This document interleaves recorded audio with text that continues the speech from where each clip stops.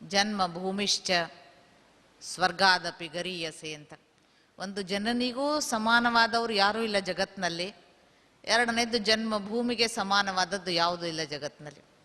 ಮೂರನೇದು ಅವೆರಡಕ್ಕೂ ಸಂಬಂಧಪಟ್ಟದ್ದು ಮಾತೃಭಾಷೆ. ಮಾತೃಭಾಷೆಗೆ ಸಮಾನವಾದ ಭಾಷೆ ಇನ್ಯಾವುದೂ ಇಲ್ಲ. ಆದರೆ ಇದಕ್ಕೆಲ್ಲಕ್ಕೂ ಮೀರಿದಂತಹ ಭಾಷೆ ಭಾವನೆಯ ಭಾಷೆ. ನಾವು ಈ ಭಾವನೆಯ ಭಾಷೆಯಿಂದ ಭಗವಂತನ ಜೊತೆಗೆ ಸಂಭಾಷಣೆಯನ್ನು ಮಾಡ್ತೇವೆ. ಇದು ಭಾವನೆಯ ಭಾಷೆ, ಹೌದೋ ಇಲ್ವೋ? ಭಾವನೆಯ ಭಾಷೆ. ಮುಖ ಸೈಲೆಂಟ್ ಆಗಿದೆ, ಆದರೂ ಪರಮಾತ್ಮನ ಜೊತೆಗೆ ನಾವು ಸಂಭಾಷಣೆಯನ್ನು ಮಾಡ್ತೇವೆ. ನಮ್ಮ ಮನದ ಅಳಲನ್ನು ಇಡ್ತೇವೆ. ಆ ಅಳಲಿಗೆ, ಆ ನೋವಿಗೆ ಸ್ಪಂದನ ಖಂಡಿತವಾಗಿಯೂ ಭಗವಂತ ಕೊಡ್ತಾನೆ. ಅಲ್ಲಿಯೂ ಭಾಷೆ ಇಲ್ಲ. ಅದನ್ನು ನಾವು ನಮ್ಮ ಶ್ರೇಷ್ಠ ಶುಭ ಪವಿತ್ರ ಸಂಕಲ್ಪಗಳ ಸ್ಥಿತಿಯ ಆಧಾರದ ಮೇಲೆ ನಾವು ಸ್ವೀಕರಿಸ್ತೇವೆ. ಈ ಅಭ್ಯಾಸವನ್ನು ತಾವೆಲ್ಲರೂ ಸಹ ಇಲ್ಲಿ ಸಹಜ ರಾಜಯೋಗದ ವಿಧಿಯಲ್ಲಿ ಕಲ್ಕೊಂಡ್ರೋ ಇಲ್ವೋ?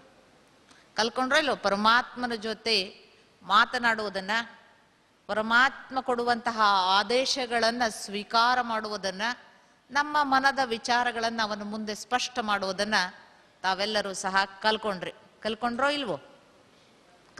ಇಲ್ವೋ? ಪರಮಾತ್ಮನ ಜೊತೆಗೆ ಮಾತಾಡ್ಲಿಕ್ಕೆ ಗೊತ್ತಾಯ್ತೋ ಇಲ್ವೋ? ಈಗ ಒನ್ ವೇ ಅಲ್ಲ, ಇಲ್ಲೇ ಈಗ ಟೂ ವೇ. ಅಲ್ಲಿ ಭಕ್ತಿಯಲ್ಲಿ ನಾವು ಪ್ರಾರ್ಥನೆ ಮಾಡಿದ್ವಿ, ನಮಗೇನು ಬೇಕೋ ಅವನಿಗೆ ಹೇಳಿ ಬಂದ್ಬಿಟ್ವಿ. ಅವನೇನು ಮಾತಾಡ್ತಾನೋ ಅದನ್ನು ನಾವು ಖಂಡಿತ ಸ್ವೀಕಾರ ಮಾಡಲೇ ಇಲ್ಲ, ಕೇಳಲಿಕ್ಕೆ ನಮಗೆ ಸಮಯನೂ ಇದ್ದಿಲ್ಲ. ಆದರೆ ಇಲ್ಲಿ ಮೆಡಿಟೇಷನ್ನಲ್ಲಿ ಅಥವಾ ರಾಜಯೋಗದ ಅಭ್ಯಾಸದಲ್ಲಿ ಒನ್ ವೇ ಅಲ್ಲ.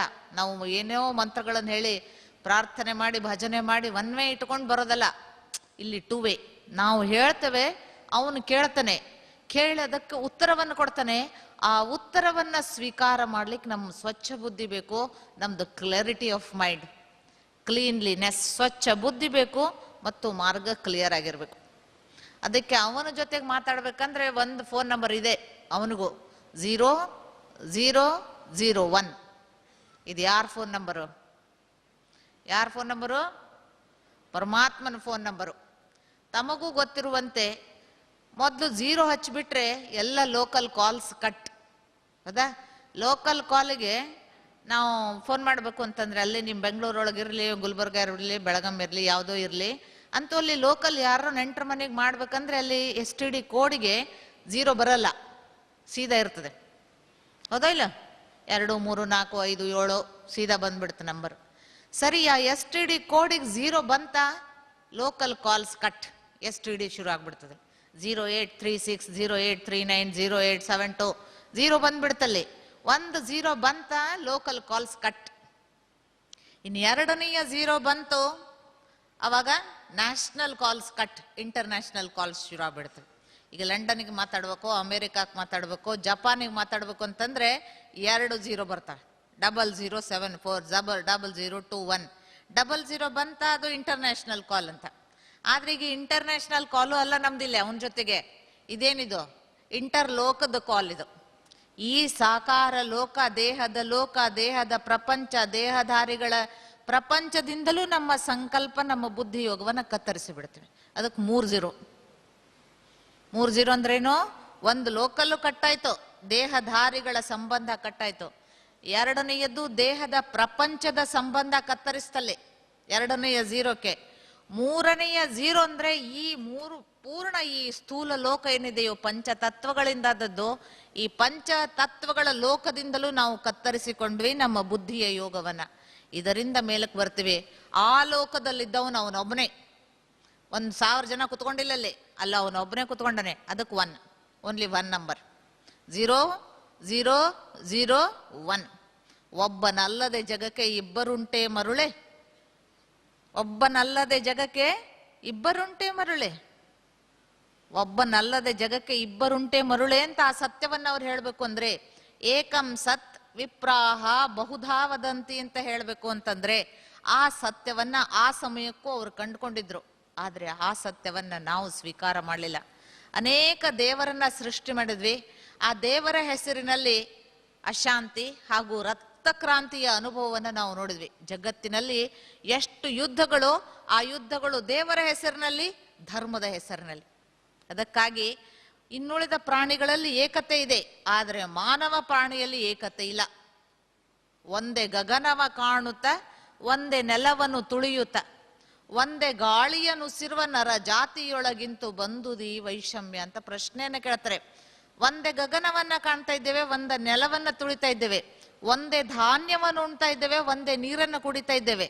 ಹೌದು, ಒಂದ ಧಾನ್ಯವನ್ನು ಉಣ್ಣುತ್ತಾ ಒಂದೇ ನೀರನ್ನು ಕುಡಿಯುತ್ತಾ, ಒಂದೇ ಗಾಳಿಯನ್ನು ಉಸಿರುವ ನರ ಜಾತಿಯೊಳಗಿಂತೂ ಬಂದುದಿ ವೈಷಮ್ಯ ಅಂತ ಅನುಭಾವಿಗಳು ಪ್ರಶ್ನೆಯನ್ನು ಕೇಳ್ತಾರೆ. ನಾವು ನೋಡ್ತಾ ಇದ್ದೇವೆ ಈಗ ಹುಲಿಗಳ ಗುಂಪಿನಲ್ಲಿ ಹುಲಿಗಳು 100 ಇರ್ತವೆ, 1000 ಇರ್ತವೆ, ಆದ್ರೆ ಅವುಗಳಲ್ಲಿ ವೈಷಮ್ಯ ಇಲ್ಲ. ಚಿರತೆಗಳ ಗುಂಪಿನಲ್ಲಿ ಸಾವಿರಾರು ಚಿರತೆಗಳಿರ್ತವೆ, ಅವುಗಳಲ್ಲಿ ವೈಷಮ್ಯ ಇಲ್ಲ. ಆನೆಗಳ ಗುಂಪಿನಲ್ಲಿ ಸಾವಿರಾರು ಆನೆಗಳಿರ್ತವೆ, ಅವುಗಳಲ್ಲಿ ವೈಷಮ್ಯ ಇಲ್ಲ. ಆದ್ರೆ ನರನೊಳಗೆ ಎಷ್ಟು ವೈಷಮ್ಯ ಇದೆಯೋ ಇಲ್ವೋ? ಒಂದು ಘಟ ಸರ್ಪದ ಮುಂದೆ ಇನ್ನೊಂದು ಘಟ ಸರ್ಪ ಬಂದ್ರೆ ಅದಕ್ಕೆ ಭಯ ಇಲ್ಲ, ಆದ್ರೆ ಮನುಷ್ಯನ ಮುಂದೆ ಮನುಷ್ಯ ಬಂದ್ರೆ ಎಷ್ಟು ಭಯ ಇದೆ. ಭಯ ಇದೇನೋ ಇಲ್ವೋ? ಬೆಳಗ್ಗೊಬ್ಬನ ಮುಖ ನೋಡ್ಬಿಟ್ರೆ ಅವನ ಬಗ್ಗೆ ನಮಗ್ ಶುಭ ಭಾವನೆ ಇಲ್ಲ. ಅವನ ಮುಖ ನೋಡ್ಬಿಟ್ರೆ ನಮ್ ತಲೆ ಒಳಗೆ ಬಂದೇ ಬಿಡ್ತದ ಒಂದು ವಿಚಾರ, ಅಪ್ಪ ಬೆಳಗ್ಗೆದ್ದು ಅವನ ಮುಖ ನೋಡದೆ ಏನಾಗ್ತದೆ ಇವತ್ತು ಗೊತ್ತಿಲ್ಲ ಅಂತ. ಒಂದ್ ಸಮಯಕ್ಕೆ ಏನೋ ಆಯ್ತು ಅಂತ ಇಟ್ಕೊಳ್ಳಿ, ಇನ್ನೊಂದ್ ಸರ್ತಿ ಇವನ್ ಮುಖ ನೋಡೋದ್ ಬೇಡಪ್ಪ ಅಂತ ಪರಮಾತ್ಮನೊಳಗೆ ಮೊದಲೇ ಪ್ರಾರ್ಥನೆ ಮಾಡಿ ಮತ್ತೆ ದಿನವನ್ನ ಆರಂಭ ಮಾಡ್ತೇವೆ. ಇಷ್ಟೊಂದು ಭಯಾನಕ ಪರಿಸ್ಥಿತಿ ನಮ್ಮ ಹೊರಗಿನ ಪ್ರಪಂಚದಲ್ಲಿದೆ. ಅದನ್ನೇ ದಾಸರು ಹೇಳಿದ್ರು, ಕಲಿಯುಗದ ಧರ್ಮ ಕತ್ತೆಗೆ ಅಮೃತಪಾನ, ಉತ್ತಮರಿಗಿಲ್ಲನ್ನ ಪೂರ್ವ ದುಷ್ಕೃತ ಕರ್ಮ, ಪುಂಡರಿಗೆ ಬಹುಮಾನ ಪಂಡಿತರಿಗೆ ಅಪಮಾನ, ಭಂಡಕೋರರಿಗೆ ಉದ್ದಂಡವಿ ಕಲಿಯುಗವು ಅಂತ. ಈ ಕಲಿಯುಗ ಆ ಭಂಡರಿಗೆ, ಆ ದುಷ್ಟರಿಗೆ, ಆ ಕಟಕರಿಗೆ, ಆ ನೀಚರಿಗೆ, ಆ ಪಾಪಿಗಳಿಗೆ, ಆ ಚಂಡಾಲರಿಗೆ ನಮಸ್ಕಾರವನ್ನು ಮಾಡುವಂತಹ ಕಠೋರ ದಿನಗಳನ್ನ, ದುರ್ಭರ ದಿನಗಳನ್ನ, ದುಃಖದ ದಿನಗಳನ್ನ ನಮ್ಮ ಮುಂದೆ ತಂದು ನಿಲ್ಲಿಸ್ತು. ಇದಕ್ಕೆ ಕಾರಣ ಯಾರೋ ಅಲ್ಲ, ಇದಕ್ಕೆ ಕಾರಣ ನಾವೇ.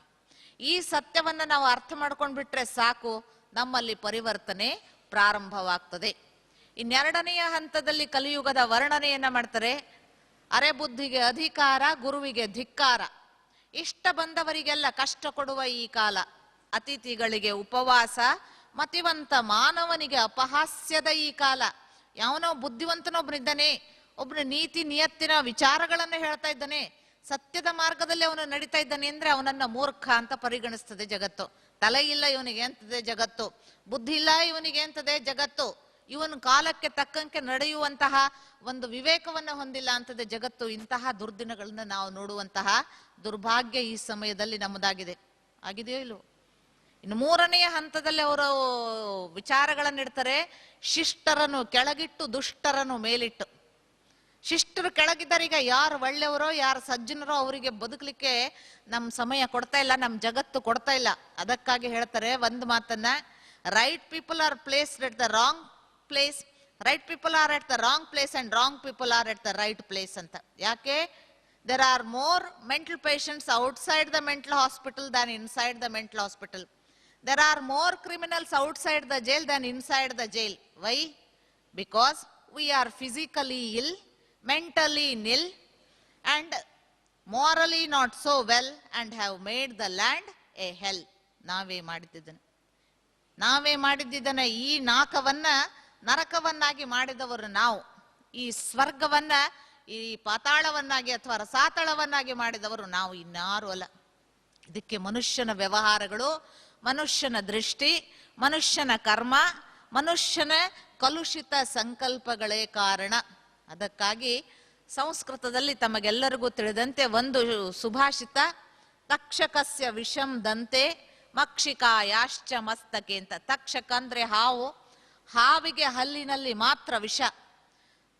ಎರಡನೆಯದ್ದು ಜೇನ್ನೊಣ, ಜೇನ್ನೊಣದ ವಿಷ ತಲೆಯಲ್ಲಿ ಮಾತ್ರ. ಅದರಲ್ಲಿಯೂ ಹೆಜ್ಜೆಯನ್ನು ಕಡಿತು ಅಂತಂದ್ರೆ ಮನುಷ್ಯ ಇಲ್ಲ ಹುಚ್ಚಾಗ್ತಾನೆ, ಮನುಷ್ಯ ಇಲ್ಲ ಅಂದ್ರೆ ಸಾಯ್ತಾನೆ. ಮೂರನೆಯ ವಿಷಪೂರಿತ ಜಂತು ಚೇಳು, ವೃಶ್ಚಿಕಸ್ಯ ವಿಷಂ ಪುಚ್ಚೆ, ಆ ಚೇಳಿಗೆ ವಿಷ ಕೊಂಡಿಯಲ್ಲಿ ಮಾತ್ರ. ಆದರೆ ದುರ್ಜನಸ್ಯ ಸರ್ವ ಅಂಗೇಚ, ದುಷ್ಟನ ಸರ್ವ ಅಂಗಗಳು ವಿಷಪೂರಿತವಾಗಿರುವಂತಹವು.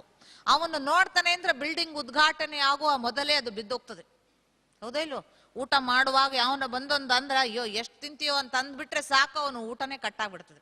ಇಷ್ಟು ಕಠೋರ ವಿಷ ಅವನ ಕಣ್ಣಿನಲ್ಲಿದೆ, ಮನುಷ್ಯನ ಕಣ್ಣಿನಲ್ಲಿದೆ.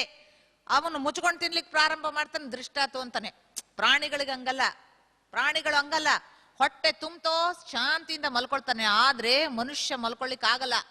ಹೊಟ್ಟೆಯೊಂದರ ರಗಳೆ ಸಾಲದೆಂದೇನು ವಿಧಿ, ಹೊಟ್ಟೆ ಕಿಚ್ಚಿನ ಕಿಡಿಯ ನೆಟ್ಟಿಹನು ನರನೋಳು.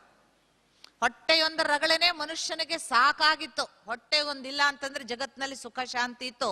ಆದ್ರೆ ಅದೊಂದು ಸಾಲದು ಅನ್ನುವಂತೆ ಹೊಟ್ಟೆಯೊಂದರ ರಗಳೆ ಸಾಲದೆಂದೇನು ವಿಧಿ, ಹೊಟ್ಟೆ ಕಿಚ್ಚಿನ ಕಿಡಿಯ ನೆಟ್ಟಿಹನು ನರನೋಳು. ಈ ಹೊಟ್ಟೆ ಕಿಚ್ಚೇನಿದೆ ಪ್ರಾಣಿಗಳೊಳಗಿಲ್ಲ, ಇದು ನರ ಜಂತುವಿನಲ್ಲಿ ಮಾತ್ರ ಇದೆ. ಅದಕ್ಕಾಗಿ ಅವು ಸುಖ ಶಾಂತಿಯಿಂದ ಬದುಕ್ತಾ ಇವೆ. ಅವುಗಳಿಗೆ ಅಧ್ಯಾತ್ಮ ಶಿಕ್ಷಣ ಬೇಕಾಗಿಲ್ಲ, ಅವುಗಳಿಗೆ ನೈತಿಕ ಶಿಕ್ಷಣ ಬೇಕಾಗಿಲ್ಲ, ಅವುಗಳಿಗೆ ಆತ್ಮ ಜ್ಞಾನವೂ ಬೇಕಾಗಿಲ್ಲ, ಅವುಗಳಿಗೆ ಪರಮಾತ್ಮ ಜ್ಞಾನವೂ ಬೇಕಾಗಿಲ್ಲ. ಮನುಷ್ಯನಿಗೆ ಬೇಕು. ಯಾಕೆ ಮನುಷ್ಯನಿಗೆ ಬೇಕು ಅಂತಂದ್ರೆ ಮನುಷ್ಯನಿಂದ ಆ ಪ್ರಕೃತಿಯ ಸಂಹಾರವಾಗ್ತಾ ಇದೆ, ಮನುಷ್ಯನಿಂದ ಪ್ರಕೃತಿಯ ಅಧಃಪತನ ಕಿಳಿತಾ ಇದೆ. ಮತ್ತೆ ಪುನಃ ಉತ್ಥಾನವಾಗ್ಬೇಕು ಪ್ರಕೃತಿಯದು ಅಂದ್ರೆ ಪುರುಷನ ಉತ್ಥಾನವಾಗ್ಬೇಕು. ಅದಕ್ಕಾಗಿ ಈ ಸಮಯದಲ್ಲಿ ಕನಿಷ್ಠ ಪುರುಷ ಉತ್ತಮ ಪುರುಷನಾಗ್ತಾನೆ ಪರಮಾತ್ಮನ ಶಿಕ್ಷಣದ ಆಧಾರದ ಮೇಲೆ. ಈ ಪರಮಾತ್ಮ ಶಿಕ್ಷಣವನ್ನ ಯಾರು ಪಡೆದುಕೊಳ್ತಾರೆಯೋ ಅವರು ತಮ್ಮ ಲಕ್ಷಣಗಳನ್ನ ಪರಿವರ್ತನೆ ಮಾಡ್ಕೊಳ್ತಾ ಹೋಗ್ತಾರೆ. ಯಾರ್ಯಾರು ಪರಮಾತ್ಮ ಶಿಕ್ಷಣದ ಲಕ್ಷಣ ಸ್ವರೂಪರಾಗ್ತಾರೆಯೋ ಅವರು ಮತ್ತೆ ಪುನಃ ದೇವಮಾನವ ಜೀವನವನ್ನ ಜೀವಿಸಲಿಕ್ಕೆ ಸಾಧ್ಯವಾಗ್ತದೆ. ಅದಕ್ಕಾಗಿ ವಿಶ್ವದಲ್ಲಿ ಅನೇಕ ವಿಶ್ವವಿದ್ಯಾಲಯಗಳಿವೆ, ಆದರೆ ವಿಶ್ವದಲ್ಲಿ ಏಕೈಕ ವಿಶ್ವವಿದ್ಯಾಲಯ ಈಶ್ವರೀಯ ವಿಶ್ವವಿದ್ಯಾಲಯ. ಏಕೆಂದ್ರೆ ಅಲ್ಲಿ ಕುಲಪತಿಗಳು ಅಥವಾ ಪ್ರೊಫೆಸರ್ಸು ಅಥವಾ ಹೆಡ್ ಆಫ್ ದ ಡಿಪಾರ್ಟ್ಮೆಂಟ್ಸ್ ಎಲ್ಲ ಮನುಷ್ಯರು. ಇನ್ನಲ್ಲಿ ಕಲಿಸುವಂತಹ ವಿದ್ಯೆ ಉದರ ಪೋಷಣೆಗೆ ವಿದ್ಯೆ, ಆದ್ರೆ ಇಲ್ಲಿ ಕಲಿಸುವಂತಹ ವಿದ್ಯೆ ಉದರ ಪೋಷಣೆಗಲ್ಲ, ಇದು ಆತ್ಮೋನ್ನತಿಗೆ ವಿದ್ಯೆ, ಇದು ಆತ್ಮ ಕಲ್ಯಾಣಕ್ಕೆ ವಿದ್ಯೆ. ಅದಕ್ಕಾಗಿ ಅಕ್ಕ ಮಹಾದೇವಿ ಒಂದು ವಿಚಾರವನ್ನು ಹೇಳ್ತಾಳೆ, ಎಲ್ಲವನ್ನರಿದು ಫಲವೇನಯ್ಯ ತನ್ನ ತಾನರಿಯದೆ ಅಂತ. ಮನುಷ್ಯ ಎಲ್ಲವನ್ನ ಕಲಿತ, ಇಂಥದ್ದು ಕಲೀಲಿಲ್ಲ ಅಂತಿಲ್ಲ. ಮೇಲೆ ಹಾರೋದನ್ನು ಕಲಿತ, ಕೆಳಗೆ ಈಜೋದನ್ನು ಕಲಿತ, ಆದ್ರೆ ಮನುಷ್ಯನ ಜೊತೆಗೆ ಮಾನವೀಯತೆಯಿಂದ ವ್ಯವಹಾರ ಮಾಡುವುದನ್ನ ಮರ್ತ. ಮನುಷ್ಯನ ಜೊತೆಗೆ ಮಾನವೀಯತೆಯಿಂದ ವ್ಯವಹಾರ ಮಾಡುವುದನ್ನ ಮರ್ತೇ ಹೋದ. ಮನುಷ್ಯ ಮಷೀನಿನ ಮುಂದೆ ಕುತ್ಕೊಳ್ತಾನೆ, ಮನುಷ್ಯ ಪ್ರಾಣಿಗಳ ಮುಂದೆ ಕುತ್ಕೊಳ್ತಾನೆ ಗಂಟೆಗಟ್ಲೆ, ಆದ್ರೆ ಮನುಷ್ಯರ ಜೊತೆಗೆ ವ್ಯವಹಾರ ಮಾಡುವುದನ್ನ ಮರ್ತೇ ಬಿಟ್ಟು. ದುರ್ಭಾಗ್ಯ ನಮ್ದು. ಅಂತಹ ಜಗತ್ತಿನಲ್ಲಿ ನಾವು ಬದುಕ್ತಾ ಇದ್ದೇವೆ. ಆ ಬದುಕುವುದನ್ನ ನಾವು ಸುಖ ಶಾಂತಿ ಎಲ್ಲಿ ಇಲ್ಲವೋ ಆ ಬದುಕನ್ನ ಬದುಕು ಅಂತ ಕರೀಲಿಕ್ಕಾಗಲ್ಲ. ಕೇವಲ ನಾವು ಶ್ವಾಸ ಉಚ್ಛ್ವಾಸವನ್ನ ಮಾಡ್ತಾ ಇದ್ದೇವೆ. ಕೋಮಾದಲ್ಲಿ ಪೇಷಂಟ್ ಇರ್ತವೆ, ತಮಗೆ ಗೊತ್ತಿರ್ಬೋದು, ಈ ಕಡೆ ಸತ್ತವ್ರ ಲಿಸ್ಟ್ ಒಳಗಲ್ಲ, ಇಲ್ಲ ಬದುಕದವ್ರ ಲಿಸ್ಟ್ ಒಳಗಲ್ಲ. ಹೌದೋ, ಉಸಿರು ತಗೊಳ್ತಾ ಇರ್ತಾರೆ, ಆದ್ರೆ ಯಾವುದು ತಿಳಿತಾ ಇರೋದಿಲ್ಲ. ಅದೇ ರೀತಿ ನಾವು ಸಹ ಸುಖ ಅಂದ್ರೆ ಏನು, ಶಾಂತಿ ಅಂದ್ರೆ ಏನು, ತೃಪ್ತಿ ಅಂದ್ರೆ ಏನು, ಆನಂದ ಅಂದ್ರೆ ಏನು, ಸಹನೆ ಅಂದ್ರೆ ಏನು, ಸಹಯೋಗ ಅಂದ್ರೆ ಏನು, ಎಲ್ಲವನ್ನ ಮರೆತಿದ್ದೇವೆ. ಆ ಶಬ್ದಗಳು ಕೇವಲ ನಮ್ಮ ಸಾಹಿತ್ಯದಲ್ಲಿವೆಯೇ ಹೊರತು ನಮ್ಮ ಜೀವನದಲ್ಲೇ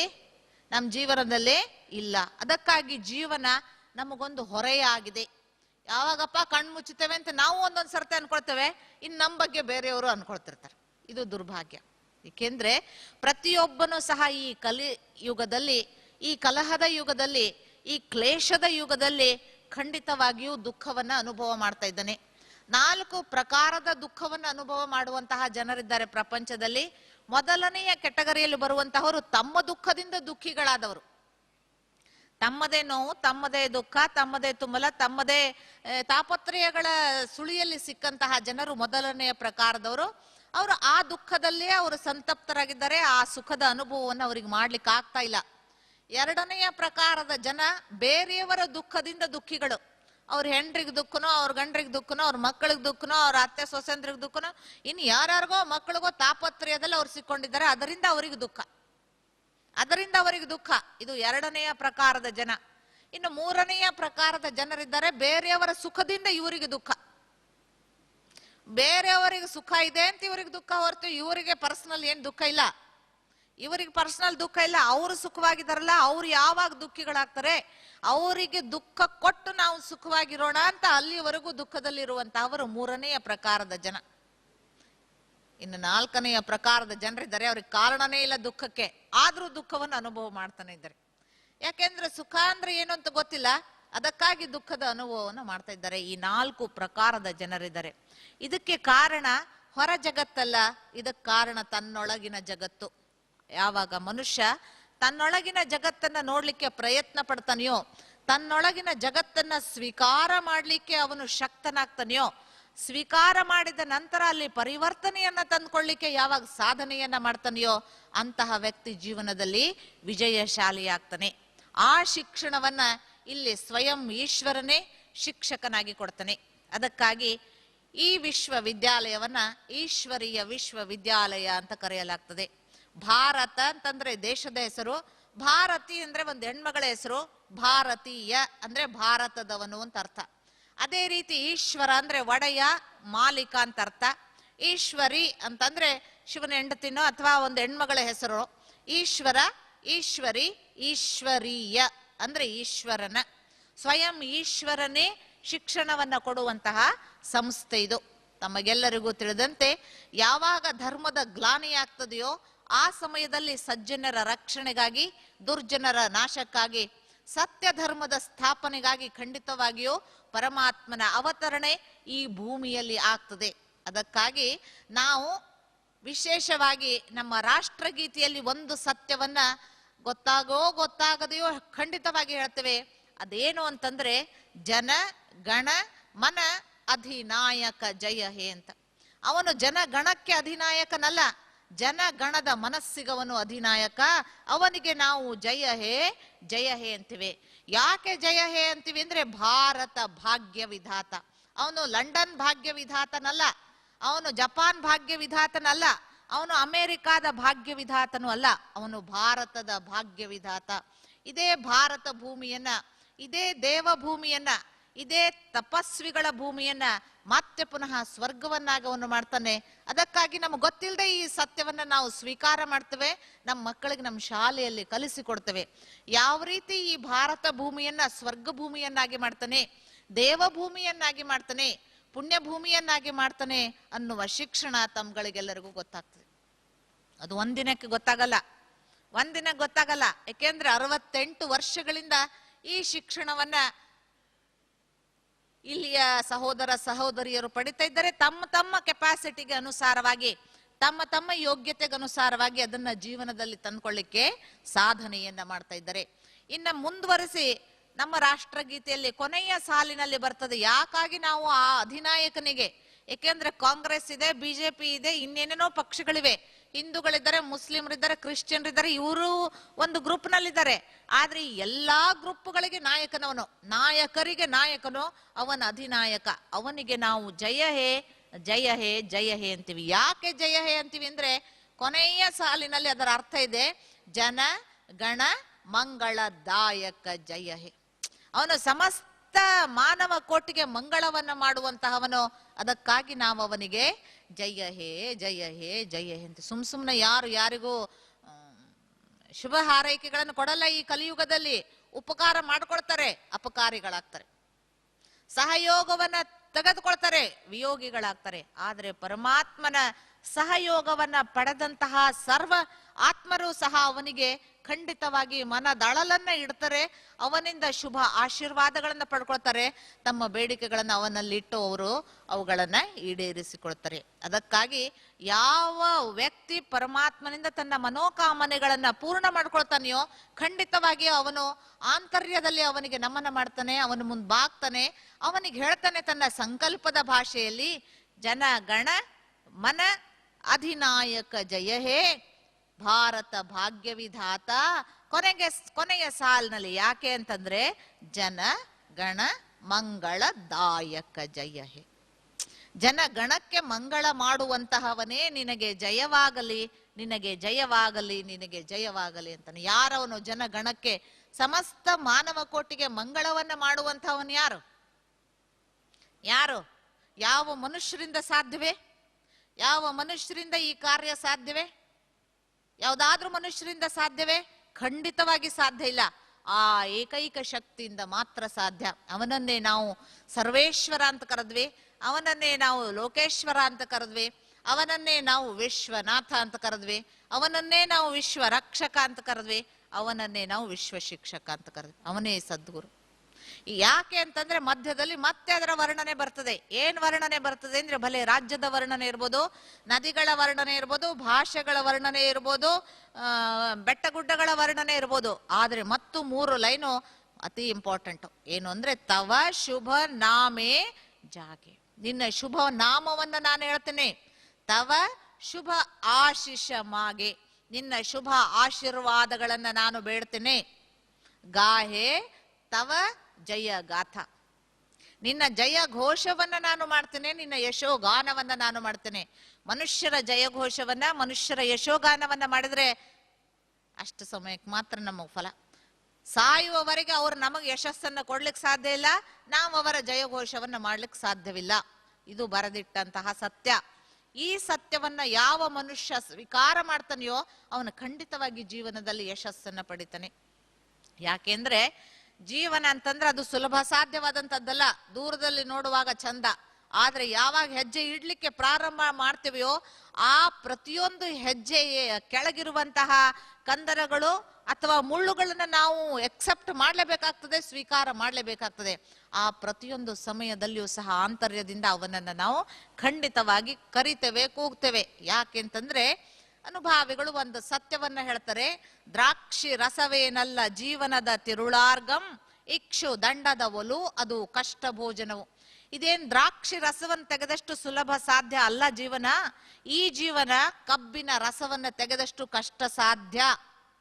ಹೌದೋ ಇಲ್ವೋ? ಏನ್ ಸುಲಭನ ಜೀವನ? ಎಲ್ಲರೂ ನೀವು ನನಗಿಂತ ಅನುಭವಿಗಳು ಜೀವನದಲ್ಲಿ. ಜೀವನ ಅಂತಂದ್ರೆ ಏನ್ ದ್ರಾಕ್ಷಿ ರಸವನ್ನು ತೆಗೆದಷ್ಟು ಸುಲಭನೋ ಅಥವಾ ಕಬ್ಬಿನ ರಸವನ್ನು ತೆಗೆದಷ್ಟು ಕಷ್ಟ ಸಾಧ್ಯವೋ ಹೇಳಿ? ಅನುಭವ ಆಗಿದೆ? ಈಗ ಅನುಭವ ಆಗಿದ್ದೇನೆ, ಇನ್ನೂ ಆಗ್ಬೇಕಾಗಿದ್ದೇನೋ? ಅನುಭವ ಆಗಿದ್ದೇನೋ, ಇನ್ನೂ ಆಗ್ಬೇಕಾಗಿದ್ದೇನೋ? ಆಗಿದೆ ಅಲ್ಲ ಪೂರ್ಣ? ಇನ್ನು ಸ್ವಲ್ಪ ಉಳಿದಿದೆ, ಸ್ವಲ್ಪ ಉಳಿದಿದೆ. ಯಾಕೆಂದ್ರೆ ಇನ್ನು ಮುಪ್ಪು ಬರ್ಲಿಲ್ಲಲ್ಲ. ಮುಪ್ಪು ಬಂತು ಅಂತಂದ್ರೆ ಸತ್ಯ ಏನು ಅಂತ ಸ್ವೀಕಾರ ಮಾಡ್ಕೊಂಡ್ ಬಿಡ್ತೀವಿ ನಾವು. ಅಲ್ಲಿವರೆಗೆ ಇನ್ನು ನಮ್ಮ ಕೈಯೊಳಗಿನ್ನೂ ಶಕ್ತಿ ಇರೋ ತನಕ ನೋಡ್ತೇವೆ, ಅರ್ಥ ಮಾಡ್ಕೊಳ್ತೇವೆ, ಇರ್ಲಿ ನೋಡೋಣ ಸುಧಾರಿಸ್ಬೋದು ಅನ್ಕೊಳ್ತೇವೆ. ಆದ್ರೆ ಮುಪ್ಪು ಬಂತು, ಇನ್ನೇನು ಸುಧಾರಣೆ ಆಗೋದಲ್ಲ ಅಂತ ಗ್ಯಾರಂಟಿ ಆಗ್ಬೋದು. ಅದಕ್ಕೆ ಅನುಭಾವಿಗಳು ಹೇಳ್ತಾರೆ, ದ್ರಾಕ್ಷಿ ರಸವನ್ನ ತೆಗೆದಷ್ಟು ಸುಲಭ ಸಾಧ್ಯ ಅಲ್ಲ ಜೀವನ, ಇದು ಕಬ್ಬಿನ ರಸವನ್ನು ತೆಗೆದಷ್ಟು ಕಷ್ಟ ಸಾಧ್ಯ. ಏಕೆ ಅಂತಂದ್ರೆ ದ್ರಾಕ್ಷಿ ರಸವನ್ನು ತೆಗೆದಾಗ ಸಿಪ್ಪೆ ಕಡಿಮೆ, ಪರಿಶ್ರಮ ಕಡಿಮೆ, ರಸ ಜಾಸ್ತಿ. ಸಿಪ್ಪೆ ಕಡಿಮೆ, ಪರಿಶ್ರಮ ಕಡಿಮೆ, ರಸ ಜಾಸ್ತಿ. ಆದ್ರೆ ಕಬ್ಬಿನ ರಸವನ್ನು ತೆಗೆದಾಗ ಪರಿಶ್ರಮ ಜಾಸ್ತಿ, ಸಿಪ್ಪೆಯೂ ಜಾಸ್ತಿ, ರಸ ಮಾತ್ರ ಸ್ವಲ್ಪ. ಅದಲ್ಲ, ಒಂದು ಗ್ಲಾಸ್ ಕಬ್ಬಿನ ರಸಕ್ಕೆ ಎಷ್ಟು ಪರಿಶ್ರಮ ಪಡಬೇಕು? ಅದೇ ರೀತಿ ಜೀವನ. ಯಾಕೆ ಅಂತಂದ್ರೆ ಅದನ್ನ ಮತ್ತೆ ಪುನಃ ಎನಲೈಸ್ ಮಾಡ್ತಾರೆ. ದಕ್ಷತೆಯ ಮಿಡಿಯು ಒಂದೊಂದು ಗುಟುಕು ರಸ ವಾಕ್ಷಿಕರು ಮಿಕ್ಕುವುದಿಲ್ಲ ಅಂತ. ಸುಖದ ಕ್ಷಣಗಳು, ಆನಂದದ ಕ್ಷಣಗಳು, ತೃಪ್ತಿಯ ಕ್ಷಣಗಳು, ನೆಮ್ಮದಿಯ ಕ್ಷಣಗಳು, ಸಂತಸದ ಕ್ಷಣಗಳು ಜೀವನದಲ್ಲಿ ಎಲ್ಲೋ ಒಂದೊಂದು. ಆ ಕ್ಷಣಗಳನ್ನ ಅರಸಿ ನಾವು ಓಡ್ತೇವೆ ಓಡ್ತೇವೆ ಓಡ್ತೇವೆ ಓಡ್ತೇವೆ ಓಡ್ತೇವೆ, ಕೊನೆಯವರೆಗೂ ಓಡ್ತೇವೆ. ಕೊನೆಗೆ ನಮಗೆ ರಿಯಲೈಸ್ ಆಗ್ತದೆ ಇದೊಂದು ಮರೀಚಿಕೆ ಅಂತ. ಹೌದಾ ಇಲ್ವಾ? ಅದನ್ನ ಸ್ವಾಮಿ ವಿವೇಕಾನಂದ ಅವರು ಬಹಳ ಸುಂದರವಾಗಿ ಹೇಳ್ತಾರೆ. As A rule man is A pool. ಮನುಷ್ಯ ಕಾಯಿದೆ ಅನುಸಾರ ಮೂರ್ಖ. ಅವರು ಮೂರ್ಖರಾಗಿರ್ಲಿಲ್ಲ ಈ ಸ್ಟೇಟ್ಮೆಂಟ್ ಕೊಡ್ಲಿಕ್ಕೆ. He was an intelligent person. ಅವ್ರು ಈ ಅನಲೈಸಸ್ ಇಟ್ ಫರ್ದರ್. ಅವರು ಅದರ ವಿಶ್ಲೇಷಣೆಯನ್ನ ಬಹಳ ಸುಂದರವಾಗಿ ಮಾಡ್ತಾರೆ. ಯಾಕೆ ಮನುಷ್ಯ ಮೂರ್ಖ? When it is hot he wants it to be cold, when it is cold he wants it to be hot. He always grumbles for what is not. For what is not he always grumbles. For what is not he always murmurs. What is there he never accepts. ಯಾವುದಿದೆಯೋ ಎದುರಿಗೆ ಅದನ್ನ ಖಂಡಿತವಾಗಿ ಸ್ವೀಕಾರ ಮಾಡಲ್ಲ ಮನುಷ್ಯ. ಯಾವುದಿಲ್ವೋ ಅದನ್ನ ಅರಸಿ ಓಡ್ತಾನೆ ಓಡ್ತಾನೆ ಓಡ್ತಾನೆ ಓಡ್ತಾನೆ. ಕೊನೆಗೆ ಅದು ಅವನಿಗೆ ರಿಯಲೈಸ್ ಆಗ್ತದೆ. ಏನ್ ರಿಯಲೈಸ್ ಆಗ್ತದೆ? ಅಪ್ಪ ನಾನ್ ಮಾಡಿದ ತಪ್ಪು, ಅಪ್ಪ ಇದ್ ನಾನ್ ಮಾಡಿದ ಸುಳ್ಳು, ಇದ್ರೊಳಗೆ ಏನೇನು ಅರ್ಥ ಇಲ್ಲ. ಯಾವಾಗ ಅಲ್ಲಿ ಬೀಳ್ತಾನೆ, ಮಕ್ಕಳು ಬರ್ತಾರೆ, ಅಪ್ಪ ಸಹಿ ಮಾಡು, ಪಾಲ್ ಮಾಡು ಅಂತ. ಹೆಂಡ್ತಿ ಬರ್ತಾಳೆ, ಇಲ್ಲ ಹೆಂಡ್ತಿ ಸತ್ಯ ಹೋಗಿರ್ತಾಳೆ, ಅಥವಾ ಇಲ್ಲ ಅವಳು ಇನ್ನೂ ರೋಗಗ್ರಸ್ತಳಾಗ್ತಾಳೆ. ಯಾರ್ಯಾರು ನೀರು ಕೊಡೋರು ಇಲ್ಲ ಅಂದಾಗ ರಿಯಲೈಸ್ ಆಗ್ತದೆ, ನಾನ್ ಸನ್ಯಾಸ ಆಗಿದ್ರು ಬೆಸ್ಟ್ ಆಗಿತ್ತಲ್ಲ ಅಂತ. ಯಾರೋ ಶಿಷ್ಯರು ಬಂದು ನೀರು ಬಿಡ್ತಿದ್ರಲ್ಲ ನನಗೆ ಅಂತ ಅವಾಗ ರಿಯಲೈಸ್ ಆಗ್ತದೆ. ಯಾರೋ ಭಿಕ್ಷುಕನಿಗೆ ಒಂದಿನ ಅನ್ನ ಹಾಕಿದ್ರಾದ್ರೂ ಎಲ್ಲೋ ಒಂದು ಅನಿರೀಕ್ಷಿತ ಹಸ್ತ ನನಗೆ ಸಹಯೋಗ ಕೊಡ್ತಿತ್ತಲ್ಲ. ನನ್ನ ಹೆಂಡ್ರು, ನನ್ನ ಮಕ್ಕಳು, ನನ್ನ ಸಂಸಾರ, ನಾನು ನಾನು ನಾನು ಅಂತ ಮಾಡಿದೆ. ಆದ್ರೆ ಲಾಸ್ಟ್ ಮೊಮೆಂಟ್ಗೆ ನನ್ನವರು ಯಾರ್ಯಾರು ಇಲ್ಲ. ಹೌದಾ ಇಲ್ಲೋ? ಆ ದಿನನೂ ಒಂದು ಉದಾಹರಣೆ ನಾನು ಹೇಳಿದ್ದೆ. ಒಂದು ಮಗು ತಾಯಿಯ ಮಡಿಲಿನಲ್ಲಿದೆ, ಆ ಮಗು ಬಾ ಅಂದ್ರೆ ಇಳಿಲಿಕ್ಕೆ ಅಳ್ತದೆ. ಸರಿ, ದೊಡ್ಡದಾಯ್ತು ದೊಡ್ಡದಾಯ್ತು ದೊಡ್ಡದಾಯ್ತು ದೊಡ್ಡದಾಯ್ತು, ಅದರ ಸಂಸಾರನೂ ಶುರು ಆಯ್ತು ಅಂತಂದ್ರೆ ಈ ತಾಯಿಗೆ ಮುಪ್ಪು ಬಂತು, ವೃದ್ಧಾಶ್ರಮಕ್ಕೆ ಅಡ್ಮಿಟ್ ಆಯ್ತು. ವೃದ್ಧಾಶ್ರಮದಲ್ಲಿ ಅಡ್ಮಿಟ್ ಆದಾಗ ಸರಿ ಸೀರಿಯಸ್ ಅಂತ ಟೆಲಿಗ್ರಾಮ್ ಬಂದ್ರೆ ಮಗ ಹೋಗ್ತಾನೆ. ಆದ್ರೆ ವಿಚಾರ ಮಾಡ್ತಾರೆ, 1 ದಿನ ಕಳಿತು, 2 ದಿನ ಕಳಿತು, 3 ದಿನ ಕಳಿತು, ಏನ್ ಕತೆ ಅಪ್ಪ ಅಂತ. ಬಂದಿದ್ವಿ, ಮುಗಿಸ್ಕೊಂಡು ಹೋದ್ರ ಆಗ್ತಿತ್ತು ಅಂತ ವಿಚಾರ ಮಾಡ್ತಾನೆಯೇ ಹೊರ್ತು ಅಪ್ಪ ಇಡೀ ಲೈಫ್ ನನ್ನ ಕೊಟ್ಲ ನಮ್ಮಮ್ಮ, ಹೆಂಗಾದ್ರೂ ಮಾಡಿ ಇವಳನ್ನು ಉಳಿಸ್ಕೊಳ್ಳೋಣ ಅಂತ ವಿಚಾರ ಬರಲ್ಲ. ಹೋದ್ರೇನೆ ಉತ್ತಮ, ಏನ್ ಮಾಡೋದು ಆ ಹಾಸಿಗೆ ಮೇಲೆ ಬಿದ್ಕೊಂಡು, ಅದಕ್ಕಿಂತ ಹೋಗೋದೇ ಉತ್ತಮ ಅಂತ. ಅದಕ್ಕೆ ಯಾರು ಎಕ್ಸೆಪ್ಷನ್ ಅಲ್ಲ. ಇದು ಜೀವನದ ಸತ್ಯ. ಈ ಕಠೋರತೆಯನ್ನ ಮನುಷ್ಯ ಸ್ವೀಕಾರ ಮಾಡ್ಲಿಕ್ಕೆ ಯಾವಾಗ ಶುರು ಮಾಡ್ತಾನೆಯೋ ಆ ದಿನ ಅವನಲ್ಲಿ ಪರಿವರ್ತನೆ, ಅವನ ದೃಷ್ಟಿಕೋನದಲ್ಲಿ ಪರಿವರ್ತನೆ ಖಂಡಿತವಾಗಿಯೂ ಕಂಡು ಬರ್ತದೆ. ಆ ಸತ್ಯವನ್ನ ನಮಗಿಲ್ಲಿ ಅಧ್ಯಾತ್ಮ ತಿಳಿಸಿಕೊಡ್ತದೆ, ಪರಮಾತ್ಮ ತಿಳಿಸಿಕೊಡ್ತಾನೆ. ಏನ್ ತಿಳಿಸಿಕೊಡ್ತಾನೆ ಅಂತಂದ್ರೆ, ಈ ಶರೀರ, ಈ ಜಗತ್ತು ನಾಶವಾಗುವಂಥದ್ದು. ಈ ವಿನಾಶಿ ಜಗತ್ತಿನ ಹಿಂದೆ, ಈ ವಿನಾಶಿ ಶರೀರದ ಹಿಂದೆ ನಿಮ್ಮ ಸಮಯ ಸಂಕಲ್ಪವನ್ನ ವ್ಯರ್ಥಗೊಳಿಸಿಕೊಳ್ಳಬೇಡಿ. ಇದರ ಬಗೆಗೆ ಅಭಿಮಾನವೂ ಬೇಡ, ಇದರ ಬಗೆಗೆ ದುರಹಂಕಾರವೂ ಬೇಡ. ಅದಕ್ಕೆ ಶಂಕರಾಚಾರ್ಯರು ಒಂದು ಮಾತನ್ನು ಹೇಳ್ತಾರೆ, ಮಾ ಕುರು ಧನ ಜನ ಯೌವನ ಗರ್ವಂ. ಯಾಕೆಂದ್ರೆ ಮನುಷ್ಯನಿಗೆ ಬರುವ 3 ಕ್ರಿಟಿಕಲ್ ಸಮಯ ಅಂದ್ರೆ, ಒಂದು ಧನಬಲ ಬಂದಾಗ, 2ನೇಯದ್ದು ಜನಬಲವಿದ್ದಾಗ, 3ನೇದು ಯೌವನದ ಬಲದಲ್ಲಿ ಅಹಂಕಾರ ಏರ್ಬಿಡ್ತದೆ. ಈ 3ರ ಅಹಂಕಾರ ಅವನನ್ನ ಪಾತಾಳಕ್ಕೆ ಬೀಳಿಸ್ತದೆ. ಈ 3ನ್ನು ನೀನು ನಂಬಬೇಡ. ಯಾಕೆ ನಂಬಬೇಡ? ಹರತಿ ಕಾಲಹ ನಿಮಿಷಾತ್ ಸರ್ವಂ. ನಿಮಿಷದಲ್ಲಿ ಕಾಲ ಅಂತಂದ್ರೆ ಒಂದು ಮೃತ್ಯು, 2ನೇಯ ಕಾಲ ಅಂತಂದ್ರೆ ಸಮಯ ಬಂತೋ ಹೋಯ್ತು, ಮೃತ್ಯು ಬಂತೋ ಹೋಯ್ತು. ಅದಕ್ಕಾಗಿ ಈ 3ರ ಬಗೆಗೆ ಅಹಂಕಾರ ಬೇಡ. ಇರಬೇಕು, ಇರದಂತಿರಬೇಕು. ಜೀವನವನ್ನು ಬಿಟ್ಟು ಓಡ್ ಹೋಗೋದಲ್ಲ, ಆದ್ರೆ ಜೀವನದಲ್ಲಿ ಮುಳುಗುವುದು ಅಲ್ಲ. ಇದು ಜೀವನದ ಸತ್ಯ. ಈ ಸತ್ಯವನ್ನ ನಾವು ಸ್ವೀಕಾರ ಮಾಡಿ ಜೀವನದಲ್ಲಿ ಸಫಲತೆಯನ್ನ ಪಡೆದುಕೊಳ್ಬೇಕು ಅಂತಂದ್ರೆ ಅನಿವಾರ್ಯವಾಗಿ ಪರಮಾತ್ಮನ ಆಶ್ರಯವನ್ನ ನಾವು ಪಡೆಯಲೇಬೇಕಾಗ್ತದೆ. ಅವನ ನಾಸ್ತಿಕನಾಗಿರ್ಬೋದು, ಅವನ ಆಸ್ತಿಕನಾಗಿರ್ಬೋದು, ಅವನ ದ್ವೈತಿಯಾಗಿರ್ಬೋದು, ಅದ್ವೈತಿಯಾಗಿರ್ಬೋದು, ವಿಶಿಷ್ಟಾದ್ವೈತಿಯಾಗಿರ್ಬೋದು, ಶಕ್ತಿ ವಿಶಿಷ್ಟಾದ್ವೈತಿಯಾಗಿರ್ಬೋದು, ಯಾವುದೋ ಮಾರ್ಗವನ್ನು ಅವನು ಅನುಸರಿಸಿದವನಾದ್ರೂ ಆ ಸತ್ಯವನ್ನ ಅವನು ಸ್ವೀಕಾರ ಮಾಡಲೇಬೇಕಾಗ್ತದೆ ಜೀವನದ ಒಂದಿಲ್ಲ ಒಂದು ಹಂತದಲ್ಲಿ. ಆದ್ರೆ ಜೀವನದ ಯಾವುದೋ ಹಂತದಲ್ಲಿ ಸ್ವೀಕಾರ ಮಾಡುವುದಕ್ಕೆ ಬದಲಾಗಿ ನಾವು ಬುದ್ಧಿವಂತರಾಗಿ ವಿವೇಕದಿಂದ ಅದನ್ನ ಮೊದಲೇ ಸ್ವೀಕಾರ ಮಾಡಿಬಿಟ್ರೆ ಬರಲಿರುವ ಪೆಟ್ಟುಗಳಿಂದ ನಮ್ಮನ್ನ ನಾವು ರಕ್ಷಣೆ ಮಾಡ್ಕೊಳ್ಳಿಕ್ಕೆ ಸಾಧ್ಯವಾಗ್ತದೆ. ಆದ್ದರಿಂದ ಈ ಅಧ್ಯಾತ್ಮ, ಸ್ಪಿರಿಚುಯಾಲಿಟಿ ಈಸ್ ಎ ಸ್ಕೂಲ್. ಇದು ಒಂದು ಪಾಠಶಾಲೆ. ಈ ಪಾಠಶಾಲೆಯಲ್ಲಿ ನಾವು ಮೊದಲನೆಯದ್ದು ಜ್ಞಾನ, 2ನೇಯದ್ದು ವಿವೇಕ. ಜ್ಞಾನ ಮತ್ತು ವಿವೇಕದ ಸಂಪಾದನೆಯನ್ನ ಮಾಡ್ತೇವೆ. 2ನೇಯದ್ದಾಗಿ spirituality is a hospital for self control and self improvement. ಈ ಅಧ್ಯಾತ್ಮ ಒಂದು ಆಸ್ಪತ್ರೆ. ಈ ಆಸ್ಪತ್ರೆಯಲ್ಲಿ ಸ್ವನ ದುರ್ಬಲತೆಗಳನ್ನು ನಿಯಂತ್ರಣ ಮಾಡುವಂತಹ, ಇಂದ್ರಿಯಗಳನ್ನು ನಿಯಂತ್ರಣ ಮಾಡುವಂತಹ, ಮನಸ್ಸನ್ನ ನಿಯಂತ್ರಣ ಮಾಡುವಂತಹ ಶಕ್ತಿಯನ್ನು ಪಡೆದುಕೊಳ್ತೇವೆ. ಈ ನಿಯಂತ್ರಣ ಶಕ್ತಿಯ ಆಧಾರದ ಮೇಲೆ ಆಳುವ ಶಕ್ತಿಯನ್ನು ನಾವು ಪಡೆದುಕೊಳ್ತೇವೆ. Controlling power and ruling power. ಯಾರಲ್ಲಿ ಕಂಟ್ರೋಲಿಂಗ್ ಇದೆಯೋ, ಯಾರಲ್ಲಿ ರೂಲಿಂಗ್ ಪವರ್ ಇದೆಯೋ, ಅವನು ಖಂಡಿತವಾಗಿ ತನ್ನ ಜೀವನದಲ್ಲಿ ಸುಧಾರಣೆಯನ್ನು ತಂದುಕೊಳ್ತಾ ಹೋಗ್ತಾನೆ. ಇನ್ನು 3ನೆಯ ಹಂತದಲ್ಲಿ ಸ್ಪಿರಿಚುಯಾಲಿಟಿ ಈಸ್ ಎ ಟೂಲ್. ಇದೊಂದು ಸಾಧನ. ಯಾವುದಕ್ಕೆ ಸಾಧನ? To transform our failure into success.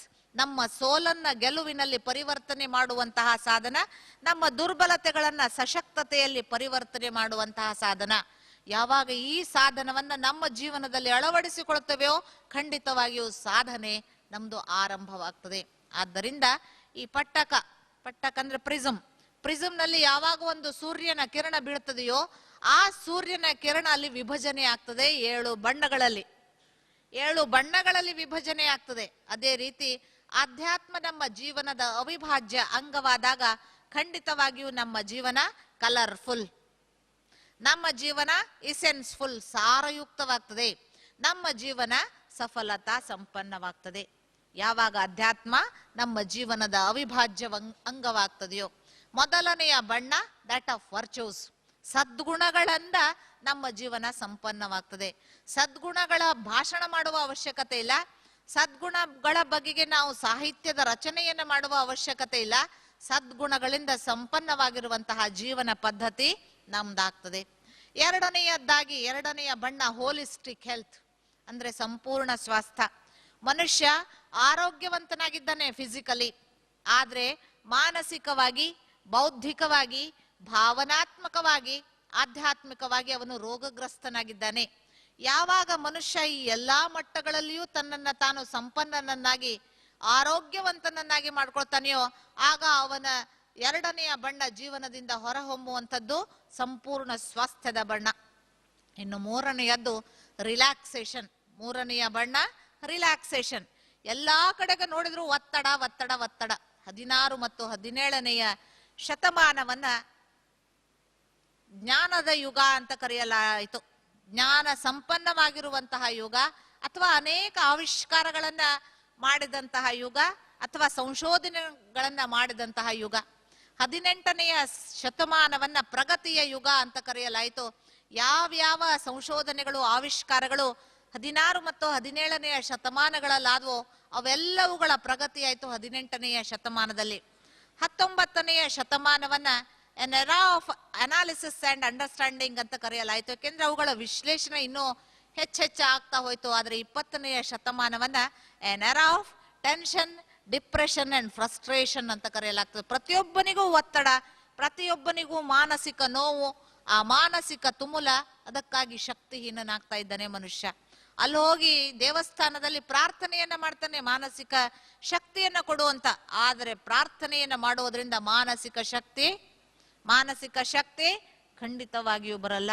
ಯಾವ ಮನುಷ್ಯ ತನ್ನ ಇಂದ್ರಿಯಗಳನ್ನ ತನ್ನ ನಿಯಂತ್ರಣದಲ್ಲಿ ಇಟ್ಕೊಳ್ಳಿಕ್ಕೆ ಸಾಧನೆಯನ್ನ ಮಾಡ್ತಾನೆಯೋ, ಯಾವ ಮನುಷ್ಯ ತನ್ನ ಮನಸ್ಸನ್ನ ತನ್ನ ನಿಯಂತ್ರಣದಲ್ಲಿ ಇಟ್ಕೊಳ್ಳಿಕ್ಕೆ ಸಾಧನೆಯನ್ನ ಮಾಡ್ತಾನೆಯೋ, ಖಂಡಿತವಾಗಿ ಅವನು ಜೀವನದಲ್ಲಿ ಜಯವನ್ನ, ಯಶಸ್ಸನ್ನ ಪಡೆಯಲಿಕ್ಕೆ ಸಾಧ್ಯವಾಗ್ತದೆ.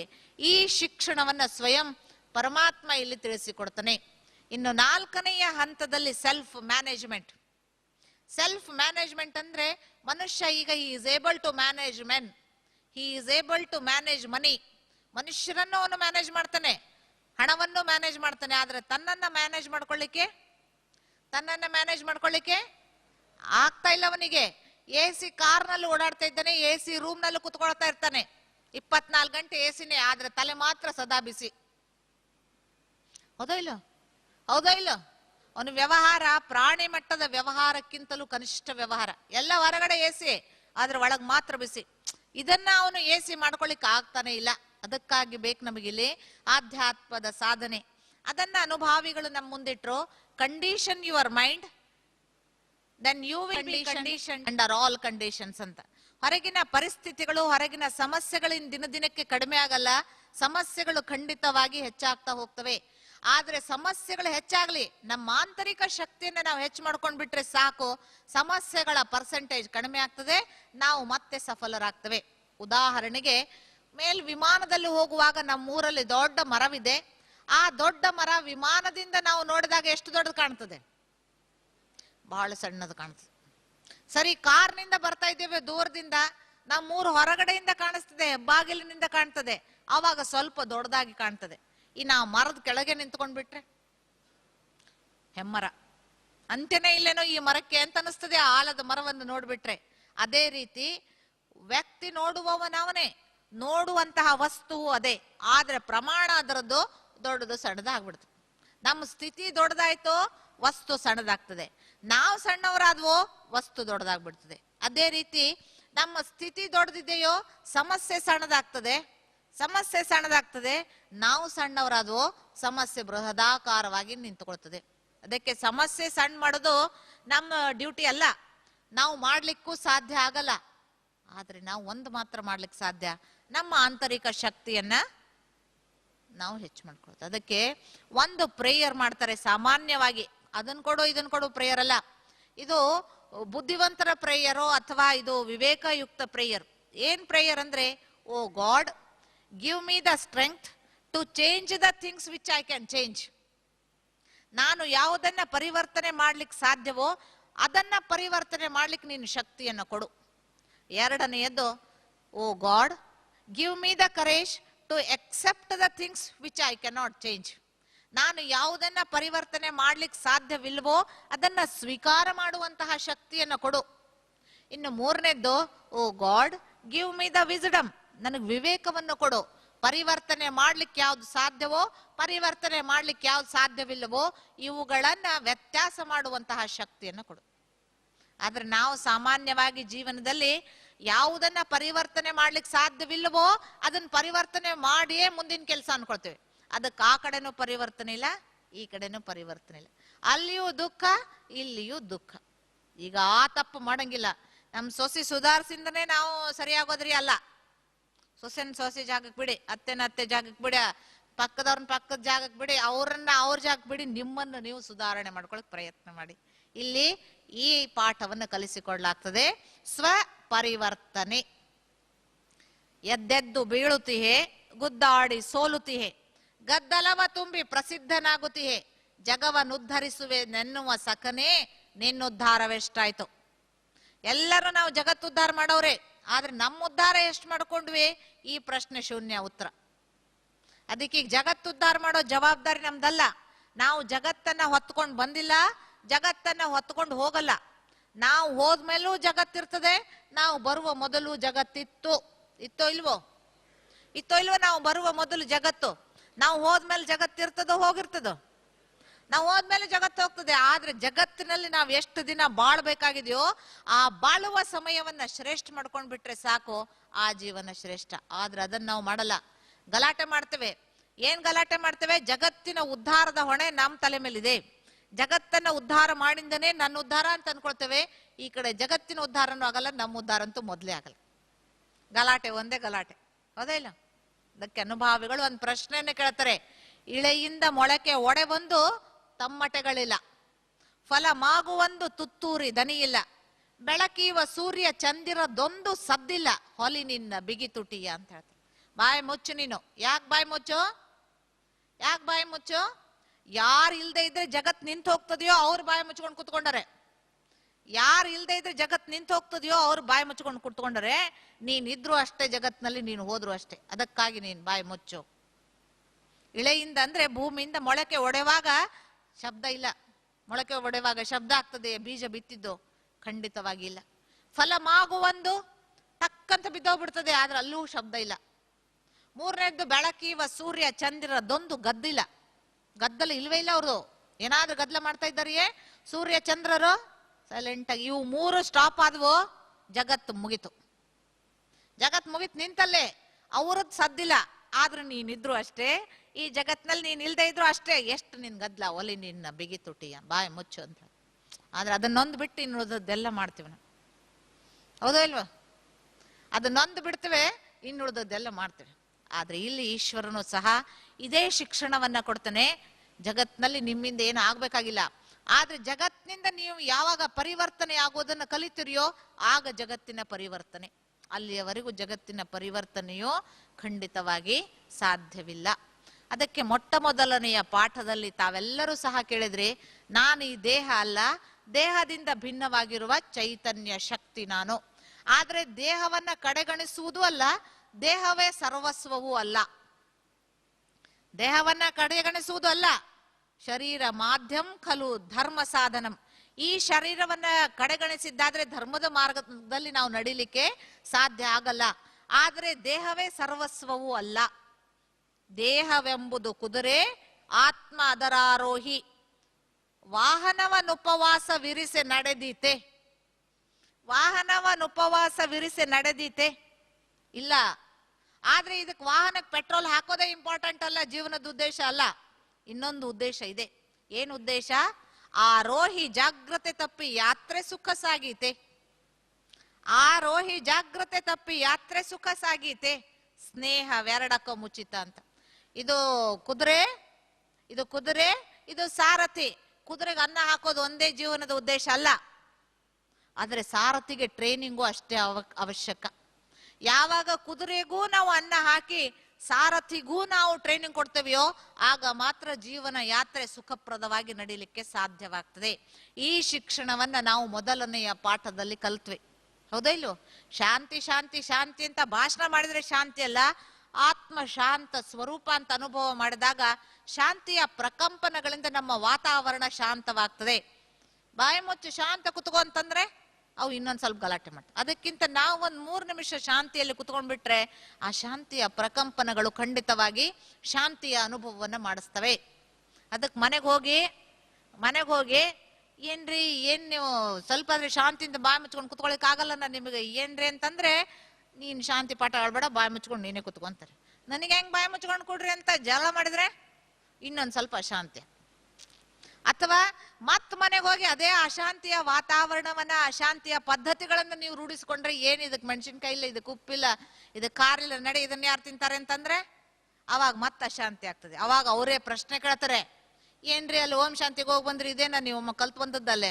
ಅವ್ರು ನೋಡ್ರೆ ಮುಂಜಾನೆ ಸಂಜೆ ತನ ಓಂ ಶಾಂತಿ ಅಂತಾರೆ, ನೀವು ಅಲ್ಲಿಂದ ಇಲ್ಲಿ ತನಕ ಬಂದ್ ಮತ್ತೆ ಶಾಂತಿನ ಅಂತಲ್ಲ. ನಿಮ್ಮ ಉದಯಪುರ ಜೈಪುರ್ನ ಜಾಸ್ತಿ ಆಗಿರ್ಬೇಕು, ಓಂ ಶಾಂತಿ ಕಡಿಮೆನೇ ಆಗಿದೆ ಪರ್ಸೆಂಟೇಜ್ ಅಂತ ಅವ್ರು ಒಂದು ಸರ್ಟಿಫಿಕೇಟ್ ಕೊಟ್ಟೇ ಬಿಡ್ತಾರೆ.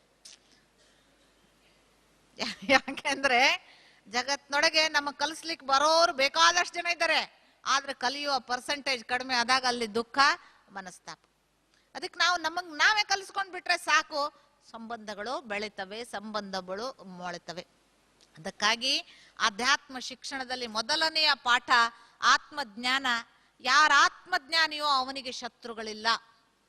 ಶತ್ರುಗಳನ್ನ ಮಿತ್ರರನ್ನ ಮಾಡಿಕೊಳ್ಳುವುದು ಒಂದು ಕಲೆ, ಮಿತ್ರರನ್ನಾಗಿ ಉಳಿಸಿಕೊಳ್ಳುವುದು ಎರಡನೆಯ ಕಲೆ, ಮೂರನೆಯದ್ದು ಸರ್ವರನ್ನ ಮಿತ್ರತ್ವದಿಂದ ಸ್ವೀಕಾರ ಮಾಡಿಕೊಳ್ಳುವುದು ಮೂರನೆಯ ಕಲೆ.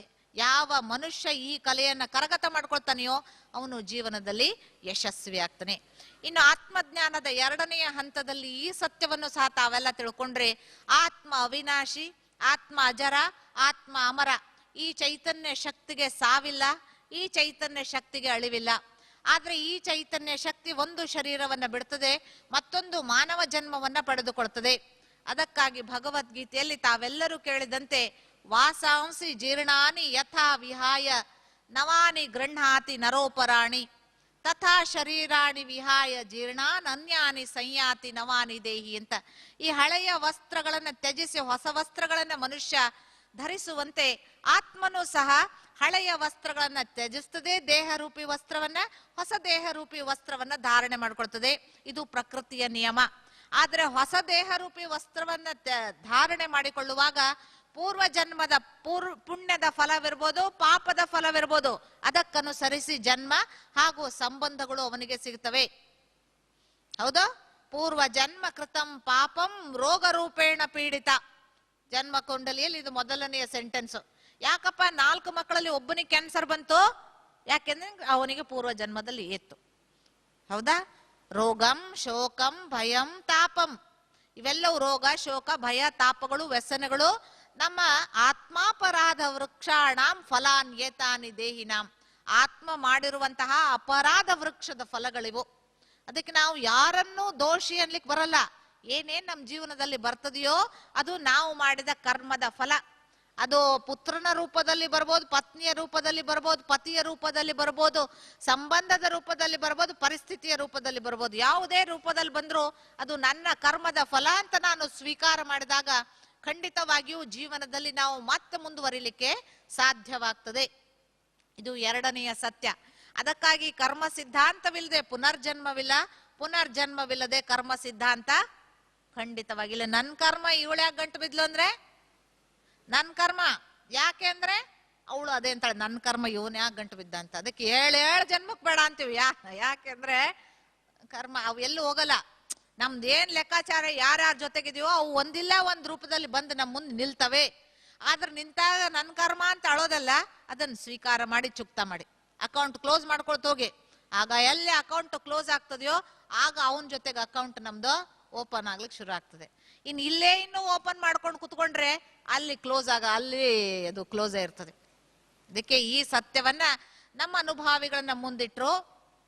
ಸತ್ಸಂಗತ್ವೇ ನಿಸ್ಸಂಗತ್ವಂ, ನಿಸ್ಸಂಗತ್ವೇ ನಿರ್ಮೋಹತ್ವಂ. ಯಾರ ಸತ್ಯನ ಸಂಘದಲ್ಲಿ ಬರ್ತಾರೆಯೋ ಅವರು ಇಲ್ಲಿ ನಿಸ್ಸಂಗಿಗಳಾಗ್ತಾರೆ. ಯಾರು ಇಲ್ಲಿ ನಿಸ್ಸಂಗಿಗಳಾಗ್ತಾರೆಯೋ ಅವರು ನಿರ್ಮೋಹತ್ವಂ, ನಿರ್ಮೋಹಿಗಳಾಗ್ತಾರೆ. ಮೋಹ ಮಮಕಾರಗಳಲ್ಲಿ ಅವ್ರು ಬರೋದಿಲ್ಲ. ವ್ಯಕ್ತಿಗಳ ಜೊತೆಗೂ ಇಲ್ಲ, ವಸ್ತು ವೈಭವಗಳ ಜೊತೆಗೂ ಇಲ್ಲ. ನಿರ್ಮೋಹತ್ವೇ ನಿಶ್ಚಲ ತತ್ವಂ, ಸ್ಟೆಬಿಲಿಟಿ. ಎಲ್ಲಿ ನಿರ್ಮೋಹವಿದೆಯೋ, ಎಲ್ಲಿ ಬಾಗುವಿಕೆ ಇಲ್ಲವೋ, ಎಲ್ಲಿ ಎಳೆತ ಸೆಳೆತಗಳಿಲ್ವೋ, ಎಲ್ಲಿ ಆಕರ್ಷಣೆಗಳಿಲ್ವೋ, ಅಲ್ಲಿ ಮಾನಸಿಕ ಸ್ಥಿರತೆ ಇದೆ. ಯಾರಲ್ಲಿ ಮಾನಸಿಕ ಸ್ಥಿರತೆ ಇದೆಯೋ ನಿಶ್ಚಲ ತತ್ವೇ ಜೀವನ್ ಮುಕ್ತಿ. ಯಾರಲ್ಲಿ ಮಾನಸಿಕ ಸ್ಥಿರತೆ ಇದೆಯೋ ಅವರು ಈ ಬಂಧನಗಳಿಂದ ತಮ್ಮನ್ನ ತಾವು ಬಿಡುಗಡೆ ಮಾಡ್ಕೊಳ್ತಾರೆ. ಇಷ್ಟೇ ಸತ್ಯ. ಅದಕ್ಕಾಗಿ ಸಾಧನೆ ಅವಶ್ಯಕ. ಇನ್ನು ಮೂರನೆಯ ಹಂತದಲ್ಲಿ ಪ್ರಶ್ನೆಯನ್ನ ಕೇಳಿದ್ರೆ, ಆ ಪ್ರಶ್ನೆ ಕೇಳಿದವರು ಇಲ್ಲಿದ್ದಾರೋ ಇಲ್ಲೋ ಗೊತ್ತಿಲ್ಲ ನನಗೆ. ಮೂರನೆಯ ಹಂತದಲ್ಲಿ ಈ ಪ್ರಶ್ನೆ ಇತ್ತು, 5,000 ಚಕ್ರ ಹಾಗೂ ಎರಡನೇದು ಆತ್ಮಗಳ ಸಂಖ್ಯೆ ಯಾಕೆ ವೃದ್ಧಿ ಆಗ್ತಾ ಇದೆ. ಒಂದ್ ಸಮಯಕ್ಕೆ ಒಂದು ಆತ್ಮ, ಮನುಷ್ಯಾತ್ಮ ಮತ್ತೊಂದು ಮನುಷ್ಯ ಶರೀರವನ್ನು ತೆಗೆದುಕೊಂಡದ್ದಾದ್ರೆ ಯಾಕೆ ಮನುಷ್ಯರ ಸಂಖ್ಯೆ ಹೆಚ್ಚಾಗ್ತಾ ಇದೆ? ಹೌದಾ? ಯಾರು ಪ್ರಶ್ನೆ ಕೇಳಿದವರು ಇದ್ದಾರ ಇಲ್ಲೇ? ಆ ದಿನ ನಾನು ಹೇಳಲಿಲ್ಲ 10:15 ಆಗಿತ್ತಂತ. ಸರಿ ಇದ್ದಾರಾ? ಇಲ್ಲ, ಹೋದ್ರು ಉದಯಪುರಕ್ಕೆ ಹೋಗಿಬಿಟ್ರ? ಸರಿ, ಇನ್ನೇ ಉಳಿದವ್ರ ಪ್ರಶ್ನೆ ಇದ್ರೆ ಉತ್ತರ ಹೇಳ್ತೀನಿ, ಇಲ್ಲ ಅಂದ್ರೆ ಮುಂದೆ ಹೋಗ್ತೀನಿ. ಇದೇನಾ ಪ್ರಶ್ನೆ? ಸರಿ, ಇದೇನಾ ಪ್ರಶ್ನೆಗೆ ಉತ್ತರ ಕೊಡ್ಲಾ? ಸರಿ. ಇನ್ನು ಕಾಲಚಕ್ರದಲ್ಲಿ ತಾವೆಲ್ಲ ನೋಡಿದ್ರಿ, ಆ ಚಕ್ರದ ಚಿತ್ರ ನೆನಪಿದೆನಾ? ಆ ಚಕ್ರ ಚಿತ್ರ ನೆನಪಿದೆನಾ? ಸರಿ. ಈ ಚಕ್ರವನ್ನ ಅವಿನಾಶಿ ಚಕ್ರ ಅಂತ ಕರೆಯಲಾಯ್ತು. ಇದನ್ನ ಅನಾದಿ ಚಕ್ರ ಅಂತ ಕರೆಯಲಾಗ್ತದೆ. ಇದನ್ನ ಸ್ವಸ್ತಿಕ್ ಅಂತ ಕರೆಯಲಾಗ್ತದೆ. ಇದನ್ನ ಸುದರ್ಶನ ಚಕ್ರ ಅಂತ ಕರೆಯಲಾಗ್ತದೆ. ಇದನ್ನ ಸ್ವದರ್ಶನ ಚಕ್ರ ಅಂತ ಕರೆಯಲಾಗ್ತದೆ. ಈ ಚಕ್ರ ಜನನ ಮರಣದ ಚಕ್ರ. ಯಾವ ಆತ್ಮಗಳು ಜನನ ಮರಣಗಳಲ್ಲಿ ಬರ್ತವೆಯೋ ಅವೆಲ್ಲವುಗಳ ಚಕ್ರ ಇದು. ಒಬ್ಬನು ಮಾತ್ರ ಜನನ ಮರಣ ಚಕ್ರದಲ್ಲಿ ಬರಲ್ಲ, ಅವನನ್ನ ನಾವು ಪರಮಾತ್ಮ ಅಂತ ಕರಿತೇವೆ. ಇನ್ನ ಯಾವ ರೀತಿ ಹಗಲು ರಾತ್ರಿಯ ಚಕ್ರ ಇದೆಯೋ, ಯಾವ ರೀತಿ ಮಾಸ ಚಕ್ರ ಇದೆಯೋ, ಯಾವ ರೀತಿ ಋತುಚಕ್ರ ಇದೆಯೋ, ಯಾವ ರೀತಿ ಸಂವತ್ಸರದ ಚಕ್ರ ಇದೆಯೋ, ಅದೇ ರೀತಿ ಈ ಜನನ ಮರಣ ಚಕ್ರ. ಈ ಜನನ ಮರಣ ಚಕ್ರದಲ್ಲಿ ಒಂದು ಶ್ರೇಷ್ಠ ಸಮಯ, ಒಂದು ಕನಿಷ್ಠ ಸಮಯ. ಒಂದು ರೊಟ್ಟಿ ಇದೆ, ಒಂದು ಚಪಾತಿ ಇದೆ. ನಾವು ಎಲ್ಲಿಂದ ಕತ್ತರಿಸ್ತೀವೋ ಅದು ಅಲ್ಲಿಂದ ಪ್ರಾರಂಭ, ಅದು ಎಲ್ಲಿಗೆ ಟರ್ಮಿನೇಟ್ ಆಗ್ತದೋ ಅದು ಎಂಡ್ ಪಾಯಿಂಟ್. ಹೌದೋ ಇಲ್ಲೋ? ಅದಕ್ಕೆ ಯಾವ್ದಾದ್ರೂ ಆದಿ ಅಂತ್ಯ ಇದೆಯಾ? ಯಾವುದಕ್ಕೆ ಆದಿ ಇದೆಯೋ ಅದಕ್ಕೆ ಅಂತ್ಯ ಇದೆ, ಯಾವುದಕ್ಕೆ ಆದಿ ಇಲ್ಲವೋ ಅದಕ್ಕೆ ಅಂತ್ಯವೂ ಇಲ್ಲ. ಇದನ್ನ ನಾವು ಅನಾದಿ ಅಂತ ಕರಿತೇವೆ. ಅದಕ್ಕೆ ಪ್ರತಿಯೊಬ್ಬನಿಗೂ ಒಂದು ಪ್ರಶ್ನೆ, ಎಂದಿನಿಂದ ಶುರು ಆಯ್ತು ಈ ಸೃಷ್ಟಿ ಅಂತ. ಆದ್ರೆ ಈ ಸೃಷ್ಟಿ ಶುರು ಆಗಿಲ್ಲ, ಈ ಸೃಷ್ಟಿ ಕಂಪ್ಲೀಟ್ ಆಗಲ್ಲ, ಎಂಡ್ ಆಗಲ್ಲ. ಇದಕ್ಕೆ ಆದಿಯೂ ಇಲ್ಲ, ಇದಕ್ಕೆ ಅಂತ್ಯವೂ ಇಲ್ಲ. ಯಾಕೆಂದ್ರೆ ಸೋಮವಾರ ಎಂದಿನಿಂದ ಶುರು ಆಯ್ತು? ಎಂದಿನಿಂದ ಶುರು ಆಯ್ತು ಸೋಮವಾರ? ಎಂದಿನಿಂದ ಮಳೆಗಾಲ ಶುರು ಆಯ್ತು? ಎಂದಿನಿಂದ ಜನವರಿ ಶುರು ಆಯ್ತು? ಎಂದಿನಿಂದ ಹಗಲು ಶುರು ಆಯ್ತು? ಇಲ್ಲ. ಅದಕ್ಕೆ ನಾವು ರೆಫರೆನ್ಸ್ ಕೊಡ್ತೇವೆ. ರವಿವಾರ ಆದ್ಮೇಲೆ ಸೋಮವಾರ, ಬೇಸಿಗೆ ಆದ್ಮೇಲೆ ಮಳೆಗಾಲ. ಇಲ್ಲಿ ರೆಫರೆನ್ಸ್ ಇದೆ, ಇದಕ್ಕೆ ಸಂಬಂಧಪಟ್ಟದು ಶುರು, ಇದಕ್ಕೆ ಸಂಬಂಧಪಟ್ಟದು ಅಂತ್ಯ. ಅದೇ ರೀತಿ ಅನುಭಾವಿಗಳು ಪ್ರಶ್ನೆಯನ್ನ ಕೇಳ್ತಾರೆ, ಆವುದಿರುವಿಕೆಗಾದಿ? ಇರುವಿಕೆಗ ಆದಿ ಯಾವುದು? ಯಾಕೆಂದ್ರೆ ಮನುಷ್ಯ ಪ್ರಭೇದಕ್ಕೆ ಜನ್ಮವನ್ನ ಕೊಡ್ತದೆ. ಪ್ರಾಣಿಗಳ ಪ್ರಭೇದಗಳು ಪ್ರಾಣಿಗಳಿಗೆ ಜನ್ಮವನ್ನ ಕೊಡ್ತವೆ ಹೊತ್ತು ಮನುಷ್ಯನಿಗೆ ಕೊಟ್ಟಿಲ್ಲ. ನಾವು ಮೂರ್ಖರು ಆ ಪಾಶ್ಚಾತ್ಯರ ಸತ್ಯವನ್ನ ನಾವು ಸ್ವೀಕಾರ ಮಾಡಿದ್ವಿ. ಇನ್ನುವರೆಗೂ ಸೂರ್ಯನ ಉದಯ ಆಗಿಲ್ಲ. ಸೂರ್ಯನ ಉದಯ ಆಗ್ತದೆಯೇ? ಸೂರ್ಯನ ಉದಯ ಆಗ್ತದೆಯೇ? ಸೂರ್ಯನ ಉದಯವೂ ಇಲ್ಲ, ಸೂರ್ಯ ಅಸ್ತನೂ ಆಗಲ್ಲ. ಇಲ್ಲಿ ಮುಳುಗಲ್ಲ, ಅಲ್ಲಿ ಹುಟ್ಟಲ್ಲ. ಆದ್ರೂ ನಾವು ಸೂರ್ಯೋದಯ ಸೂರ್ಯ ಅಸ್ತಗಳ ಶಬ್ದಗಳ ಬಳಕೆಯನ್ನ ನಾವು ಮಾಡ್ತಾ ಇದ್ದೇವೆ. ಸೂರ್ಯ ಉದಯನೂ ಆಗಲ್ಲ, ಸೂರ್ಯ ಅಸ್ತನೂ ಆಗಲ್ಲ. ಅವನು ಇದ್ದಾನೆ, ಭೂಮಿ ಸುತ್ತುತ್ತಾ ಇದೆ. Rotation and revolution. ಈ ಸತ್ಯವನ್ನ ನಾವು ಸ್ವೀಕಾರ ಮಾಡಲಿಲ್ಲ. ಆದ್ರೆ ಈಶ್ವರೀಯ ವಿಶ್ವವಿದ್ಯಾಲಯದಲ್ಲಿ ಸ್ವಯಂ ಈಶ್ವರನೇ ಶಿಕ್ಷಕನಾಗಿ ಶಿಕ್ಷಣವನ್ನು ಕೊಡ್ತಾನೆ. ನಿಮ್ಮ ಪೂರ್ವಜರು ಮಂಗಗಳಲ್ಲ. ಯಾರು ಮಂಗಗಳು ಅಂತ ತಿಳ್ಕೊಂಡಿದ್ದಾರೋ ಅವ್ರ ಬುದ್ಧಿ ಮಂಗ ಬುದ್ಧಿ. ನಿಮ್ಮ ಪೂರ್ವಜರು ದೇವತೆಗಳು. ಅದಕ್ಕಾಗಿ ನಾವು ನೋಡ್ತೇವೆ ಲಕ್ಷ್ಮೀನಾರಾಯಣರ ಫೀಚರ್ಸ್ ಹೆಂಗಿವೆ, ಲಕ್ಷ್ಮೀನಾರಾಯಣರ ವೇಷಭೂಷಣಗಳು ಹೆಂಗಿವೆ. ಅವನು ಲಕ್ಷ್ಮೀನಾರಾಯಣ ಟೆಂಪಲ್ ಜಪಾನ್ ನಲ್ಲಿ ಇರ್ಬೋದು, ಆ ಲಕ್ಷ್ಮೀನಾರಾಯಣ ಟೆಂಪಲ್ ಆಫ್ರಿಕಾದಲ್ಲಿ ಇರ್ಬೋದು, ಆ ಲಕ್ಷ್ಮೀನಾರಾಯಣ ಟೆಂಪಲ್ ಅಮೆರಿಕಾದಲ್ಲಿ ಇರ್ಬೋದು. ಅವರ ಫೀಚರ್ಸ್ ಹೆಂಗಿವೆ? ಅಮೆರಿಕಾದವ್ರಂಗಿಲ್ಲ, ಜಪಾನ್ದವ್ರಂಗಿಲ್ಲ, ನಿಗ್ರೋದವ್ರಂಗಿಲ್ಲ. ಅವ್ರ ಕಣ್ಣು ಮೂಗು ಹೆಂಗಿವೆ? ಭಾರತೀಯರಂಗಿವೆ. ಇವೇನೋ ಇಲ್ವೋ? ಅವರ ವೇಷಭೂಷಣಗಳು ಜೀನ್ಸ್ ಪ್ಯಾಂಟು, ಮಿಡಿ ಸ್ಕರ್ಟ್ ಹಾಕಿಲ್ಲ ಲಕ್ಷ್ಮಿಗೆ. ಏನಾಕ್ಯಾರಲ್ಲೇ? ಏನಾಕ್ಯಾರೆ? ಲಂಡನ್ ನಲ್ಲಿ ಹೋಗಿ ನೋಡ್ಕೊಂಡ್ ಬನ್ನಿ, ಜಪಾನ್ ನಲ್ಲಿ ಹೋಗಿ ನೋಡ್ಕೊಂಡ್ ಬನ್ನಿ, ನಿಗ್ರೋ ದಕ್ಷಿಣ ಆಫ್ರಿಕಾಗ್ ನೋಡ್ಕೊಂಡ್ ಬನ್ನಿ. ಏನಿದೆಯೋ ಭಾರತೀಯರ ವೇಷಭೂಷಣಗಳು. ಇನ್ನು ಮೂರನೇ ಹಂತದಲ್ಲಿ ಭಾರತವನ್ನ ಯಾರೂ ಆವಿಷ್ಕಾರ ಮಾಡಿಲ್ಲ. ಹೋಗಿ ಅಮೆರಿಕಾವನ್ನ ಕಂಡಿಡಿದ್ರು, ಕೊಲಂಬಸ್ ಹಿಡ್ಕೊಂಡು, ಅವನ್ ಹಿಡ್ಕೊಂಡು ಇವನ್ ಹಿಡ್ಕೊಂಡ. ಆ ಕೊಲಂಬಸ್ ಬಂದಾಗ ಇಲ್ಲೊಂದು ಪರಿಪೂರ್ಣ ಸಂಸ್ಕೃತಿ ಇತ್ತು ಭಾರತದಲ್ಲಿ. ಹೊರಗಿನವರು ಬಂದು ನಮ್ಮ ಭಾರತದ ಇತಿಹಾಸವನ್ನ ಬರೆದ್ರು, ಭಾರತದಲ್ಲಿ ಹಿಂಗಿದೆ ಅಂತ. ಅಲ್ಲಿಯವರೆಗೂ ಭಾರತದವರಿಗೆ ತಮ್ಮದೇ ಇತಿಹಾಸ ಗೊತ್ತಿಲ್ಲ, ಹೌದಾ ಇಲ್ಲೋ? ಇನ್ನು ಭಾರತ ಸಮೃದ್ಧ ರಾಷ್ಟ್ರ ಅನ್ಲಿಕ್ಕೆ ಇನ್ನೂ ನಮ್ಮಲ್ಲಿ ಅನೇಕ ಸತ್ಯ ದರ್ಶನಗಳಿವೆ. ಮೈಸೂರಿನಲ್ಲಿ ತಾವೆಲ್ಲ ನೋಡಿದವರು, ಮೈಸೂರು ಅರಮನೆಯಲ್ಲಿ ಒಂದು ಕುತ್ಕೊಳ್ಳುವ ಕುರ್ಚಿ ಎಷ್ಟು ಕೆಜಿ ಇದೆ ಹೇಳಿ? ಚಿನ್ನದ್ದು. ಬೆಳ್ಳಿ ಕುರ್ಚಿನೂ ಇದೆ, ಚಿನ್ನದ ಕುರ್ಚಿನೂ ಇದೆ, ಇದೇನಾ ಇಲ್ವಾ? 400 kg ಆ ಚಿನ್ನದ ಕುರ್ಚಿ, ಅದು ಲಾಕಲ್ ಇದೆ. ಇನ್ನು ಬೆಳ್ಳಿದು ಹೊರಗೆ ಪ್ರದರ್ಶನಕ್ಕೆ ಇಟ್ಟರೆ. ಒಂದು ಕುತ್ಕೊಳ್ಳುವ ಕುರ್ಚಿ, ಈಗೆಲ್ಲ ಪ್ಲಾಸ್ಟಿಕ್ ಬಂದ್ವು. ಒಬ್ಬ ಮನುಷ್ಯ ಕುತ್ಕೊಳ್ಳುವ ಕುರ್ಚಿ, ಚಿನ್ನದ ಕುರ್ಚಿ ಅಷ್ಟು ಕಾಸ್ಟ್ಲಿ ಇತ್ತು ಅಂತಂದ್ರೆ ಆ ಸಂಪತ್ ಭರಿತ ರಾಜ್ಯ ಹೆಂಗಿತ್ತಿರ್ಬೋದು? ಕುತ್ಕೊಳ್ಳೋ ಕುರ್ಚಿ ಆರ್ಡಿನರಿ, ಹೌದಾ? ಅವನಲ್ಲಿ ಎಷ್ಟು ಐಶ್ವರ್ಯ ಇರ್ಬೋದು ರಾಜನ ಕಡೆಗೆ. ಸರಿ, ಇನ್ನೂ ಸ್ವಲ್ಪ ಹಿಂದೋದ್ರೆ 16ನೇ ಶತಮಾನಕ್ಕೆ ವಿಜಯನಗರ ಸಾಮ್ರಾಜ್ಯ. ಆ ವಿಜಯನಗರ ಸಾಮ್ರಾಜ್ಯದಲ್ಲಿ ಬಳ್ಳಗಳಲ್ಲಿ ಮುತ್ತು ರತ್ನಗಳನ್ನ ಮಾರಾಟ ಮಾಡ್ತಾ ಇದ್ರು. ಈಗ ಜೋಳ ಗೋಧಿ ಮಾರಾಟ ಮಾಡಲ್ಲ, ಹೆಸರು ಮಡಕೆ ಮಾರಾಟ ಮಾಡಲ್ಲ. ಪರಿಸ್ಥಿತಿ ಹೆಂಗ್ ಬದಲಾವಣೆ ಆಯ್ತು, ಹೌದಾ ಇಲ್ಲೋ? ವಿಜಯನಗರ ಸಾಮ್ರಾಜ್ಯವನ್ನ, ವಿರೂಪಾಕ್ಷ ದೇವಾಲಯವನ್ನ ನೋಡ್ಬಿಟ್ರೆ, ಅಲ್ಲಿ ಐತಿಹಾಸಿಕ ಸತ್ಯಗಳನ್ನ ನಾವು ಅರ್ಥ ಮಾಡ್ಕೊಂಡ್ ಬಿಟ್ರೆ ಸಾಕು, ನಮ್ಮ ಭಾರತದ ಸಂಸ್ಕೃತಿ ನಮಗೆ ಗೊತ್ತಾಗ್ತದೆ, ಸಮೃದ್ಧಿ ನಮಗೆ ಗೊತ್ತಾಗ್ತದೆ. ಸರಿ, ಇನ್ನೊಂದು ಸ್ವಲ್ಪ ಹಿಂದೋಗೋಣ. 1018ಕ್ಕೆ ಹೋದ್ರೆ ಒಂದು ಸೋಮನಾಥ ದೇವಾಲಯವನ್ನ ಒಬ್ಬ ಗಜನಿ ಮೊಹಮ್ಮದ್ ಲೂಟಿ ಮಾಡಿದ. ಸೋಮನಾಥ ದೇವಾಲಯ ಸೌರಾಷ್ಟ್ರವನ್ನ ಲೂಟಿ ಮಾಡಿದ್ರೆ ಅವನು 17,000 ಆನೆ ಒಂಟೆಗಳ ಮೇಲೆ 17 ಬಾರಿ ಲೂಟಿ ಮಾಡಿ ಎತ್ಕೊಂಡು ಹೋದ. ಅಂದ್ರೆ ಒಂದು ಊರು, ಒಂದು ದೇವಸ್ಥಾನದಲ್ಲಿ ಎಷ್ಟು ಸಂಪತ್ತಿತ್ತು? ಒಂದು ಊರು, ಒಂದು ದೇವಸ್ಥಾನದಲ್ಲಿ ಎಷ್ಟು ಸಂಪತ್ತಿತ್ತು? ಇತ್ತೋ ಇಲ್ಲವೋ? ಇನ್ನು ಚಂದ್ರಗುಪ್ತ, ಸಮುದ್ರಗುಪ್ತರ ಕಾಲವನ್ನ ಗೋಲ್ಡನ್ ಏಜ್ ಅಂತ ಕರೆದ್ಬಿಟ್ರು. ಇನ್ನು ಹೋಗ್ಲಿ, ಇನ್ನು ನಮ್ಮ ತಿರುಪತಿ ದೇವಸ್ಥಾನದೊಳಗೆ ಎಷ್ಟು ಕೊಟ್ಟಿದೆ ಹೇಳ್ರಿ? Richest temple in the world. ಆ ಚಂದ್ರಬಾಬು ಹೇಳ್ತಿದ್ದ, ಈಗ ಓಲಿ ಬಿದ್ದ, ಆದ್ರೆ ಎದ್ದ ಕಾಲಕ್ಕೆ ಅಯ್ಯೋ ಏನ್ ದುಡ್ಡು ಅಂತಾನೆ ನಿಮ್ಮ ಎಸ್.ಎಂ. ಕೃಷ್ಣ. ನಂದು ಒಂದು ಕಲ್ಲಿನ ಮೂರ್ತಿ ಗಳಿಸ್ತದೆ ಕೋಟಿಗಟ್ಲೆ, ಒಂದು ಕಲ್ಲಿನ ಮೂರ್ತಿ ಕೋಟಿಗಟ್ಲೆ ದಿನ ಗಳಿಸ್ತದೆ, ಏನ್ ದುಡ್ಡು ಅಂತಾರೆ ಅಂತ. ಇಷ್ಟು ಸಂಪತ್ತು ಕಲಿಯುಗದ ಅಂತ್ಯದಲ್ಲಿಯೂ ಇದೆ ಅಂತಂದ್ರೆ ಎಷ್ಟು ಸಂಪತ್ ಭರಿತವಾಗಿತ್ತು ಭಾರತ ರಾಷ್ಟ್ರ. ಅದನ್ನ ಕಳ್ಕೊಂಡವ್ರು ನಾವು. ಕಳ್ಳರು ಯಾರ ಮನೆಗೆ ಬರ್ತಾರೆ? ಸಿರಿವಂತರ ಮನೆ ಕಳ್ತನ ಮಾಡ್ಲಿಕ್ಕೆ ಬರ್ತಾರೆ ಹೊರತು ಬಡವರ ಮನೆಗೆ ಬರಲ್ಲ. ಬಡವನ ಮನೆ ಕಳ್ಳ ಹೋಗ್ತಾನೆಯೇ, ಪಾಪ ಅವನಿಗೆ ಮತ್ 4 ಆಣೆ ಇಟ್ಟು ಬರ್ಬೇಕಾಗ್ತದೆ, ಅಲ್ಲಿ ಖಂಡಿತವಾಗಿ ಹೋಗಲ್ಲ ಅವನು ಶ್ರೀಮಂತರ. ಅದಕ್ಕೆ ಎಲ್ಲಾ ಆಕ್ರಮಣಕಾರರು ಬಂದದ್ದು ಭಾರತಕ್ಕೆ, ಆಕ್ರಮಣ ಮಾಡಿದ್ದು ಭಾರತದ ಮೇಲೆ, ಕೊಳ್ಳೆ ಹೊಡ್ಕೊಂಡು ಹೋದದ್ದು ಭಾರತದ ಸಂಪತ್ತನ್ನ. ಇನ್ನೆಲ್ಲರೂ ಸಾಲ ಕೊಡ್ತಾ ಇದ್ದಾರೆ. ಸಾಲ ಮುಟ್ಸುವಷ್ಟು ಶಕ್ತಿ ಭಾರತಕ್ಕಿದೆನಾ? ಸಾಲ ಮುಟ್ಸುವಷ್ಟು, ಒಂದೊಂದು ಹುಟ್ಟುವ ಮಗುವಿನ ಮೇಲೆ ಸಾಲ ಇದೆ, ಲಕ್ಷಗಟ್ಟಲೆ ಸಾಲ. ಆ ಸಾಲ ಮುಟ್ಟಿಸುವ ಶಕ್ತಿ ಭಾರತಕ್ಕಿದೆಯೇ ಹೇಳಿ? ಖಂಡಿತವಾಗಿ ಮುಟ್ಸಲ್ಲ. ಆದ್ರೆ ಪರಮಾತ್ಮ ಈಶ್ವರಿಯ ವಿಶ್ವವಿದ್ಯಾಲಯದಲ್ಲಿ ಈ ಸತ್ಯವನ್ನ ಹೇಳ್ತಾನೆ, ಯಾರ್ಯಾರು ಹೊಡ್ಕೊಂಡೋಗಿದ್ರೋ ಇಲ್ಲಿಂದ ಅವರೆಲ್ಲ ಮುಟ್ಟಿಸ್ತಾರೆ.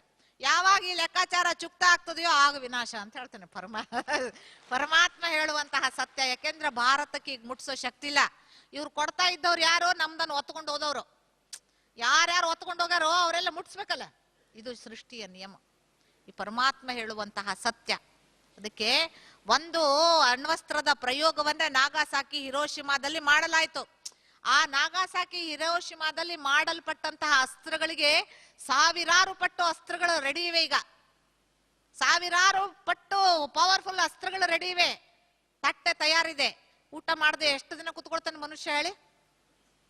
ಎಷ್ಟು ದಿನ ಕುತ್ಕೊಳ್ತಾನೆ? ಊಟ ಮಾಡದೆ ಇಷ್ಟು ಭಕ್ಷ್ಯ ಭೋಜಗಳನ್ನ ತಯಾರು ಮಾಡ್ಕೊಂಡು ಕುತ್ಕೊಂಡಾನೆ ಮನುಷ್ಯ. ಪರೋಕ್ಷವಾಗಿ ಅಪರೋಕ್ಷವಾಗಿ ನಮ್ಮದೇ ತನು, ನಮ್ಮದೇ ಮನ, ನಮ್ಮದೇ ಧನವನ್ನ ಉಪಯೋಗ ಮಾಡಿ ನಮಗಿಂತ ಬುದ್ಧಿವಂತ ಜನರು ನಮ್ಮದೇ ನಾಶವನ್ನ, ಮಾನವ ಕುಲದ ನಾಶಕ್ಕೆ ಎಲ್ಲಾ ತಯಾರಿ ಮಾಡ್ಕೊಂಡು ಕುತ್ಕೊಂಡಾರ ಇಲ್ವೋ? ಎಷ್ಟು ದಿನ ಕಾಯ್ತಾರೆ ಅದಕ್ಕಾಗಿ? ಸ್ವಲ್ಪ ದಿನ ಕಾಯ್ತಾರೆ. ಯಾವಾಗ ಸಿಟ್ಟಿನ ಕೈಯೊಳಗೆ ಬುದ್ಧಿ ಕೊಟ್ರೋ ಆಗ ಸರ್ವನಾಶ. ಅದಕ್ಕೆ ಈ ಸಮಯವನ್ನ ಪರಮಾತ್ಮ ಹೇಳ್ತಾನೆ, ಹಗಲಿನಿಂದ ರಾತ್ರಿಗೆ ಎಷ್ಟು ಸಮಯ, ಮಳೆಗಾಲದಿಂದ ಮಳೆಗಾಲಕ್ಕೆ ಎಷ್ಟು ಸಮಯ, ಜನವರಿಯಿಂದ ಜನವರಿಗೆ ಎಷ್ಟು ಸಮಯ, ಸಂವತ್ಸರದಿಂದ ಸಂವತ್ಸರಕ್ಕೆ ಸಮಯವನ್ನ ನಾವಲ್ಲಿ ಫಿಕ್ಸ್ ಮಾಡಿದ್ವಿ.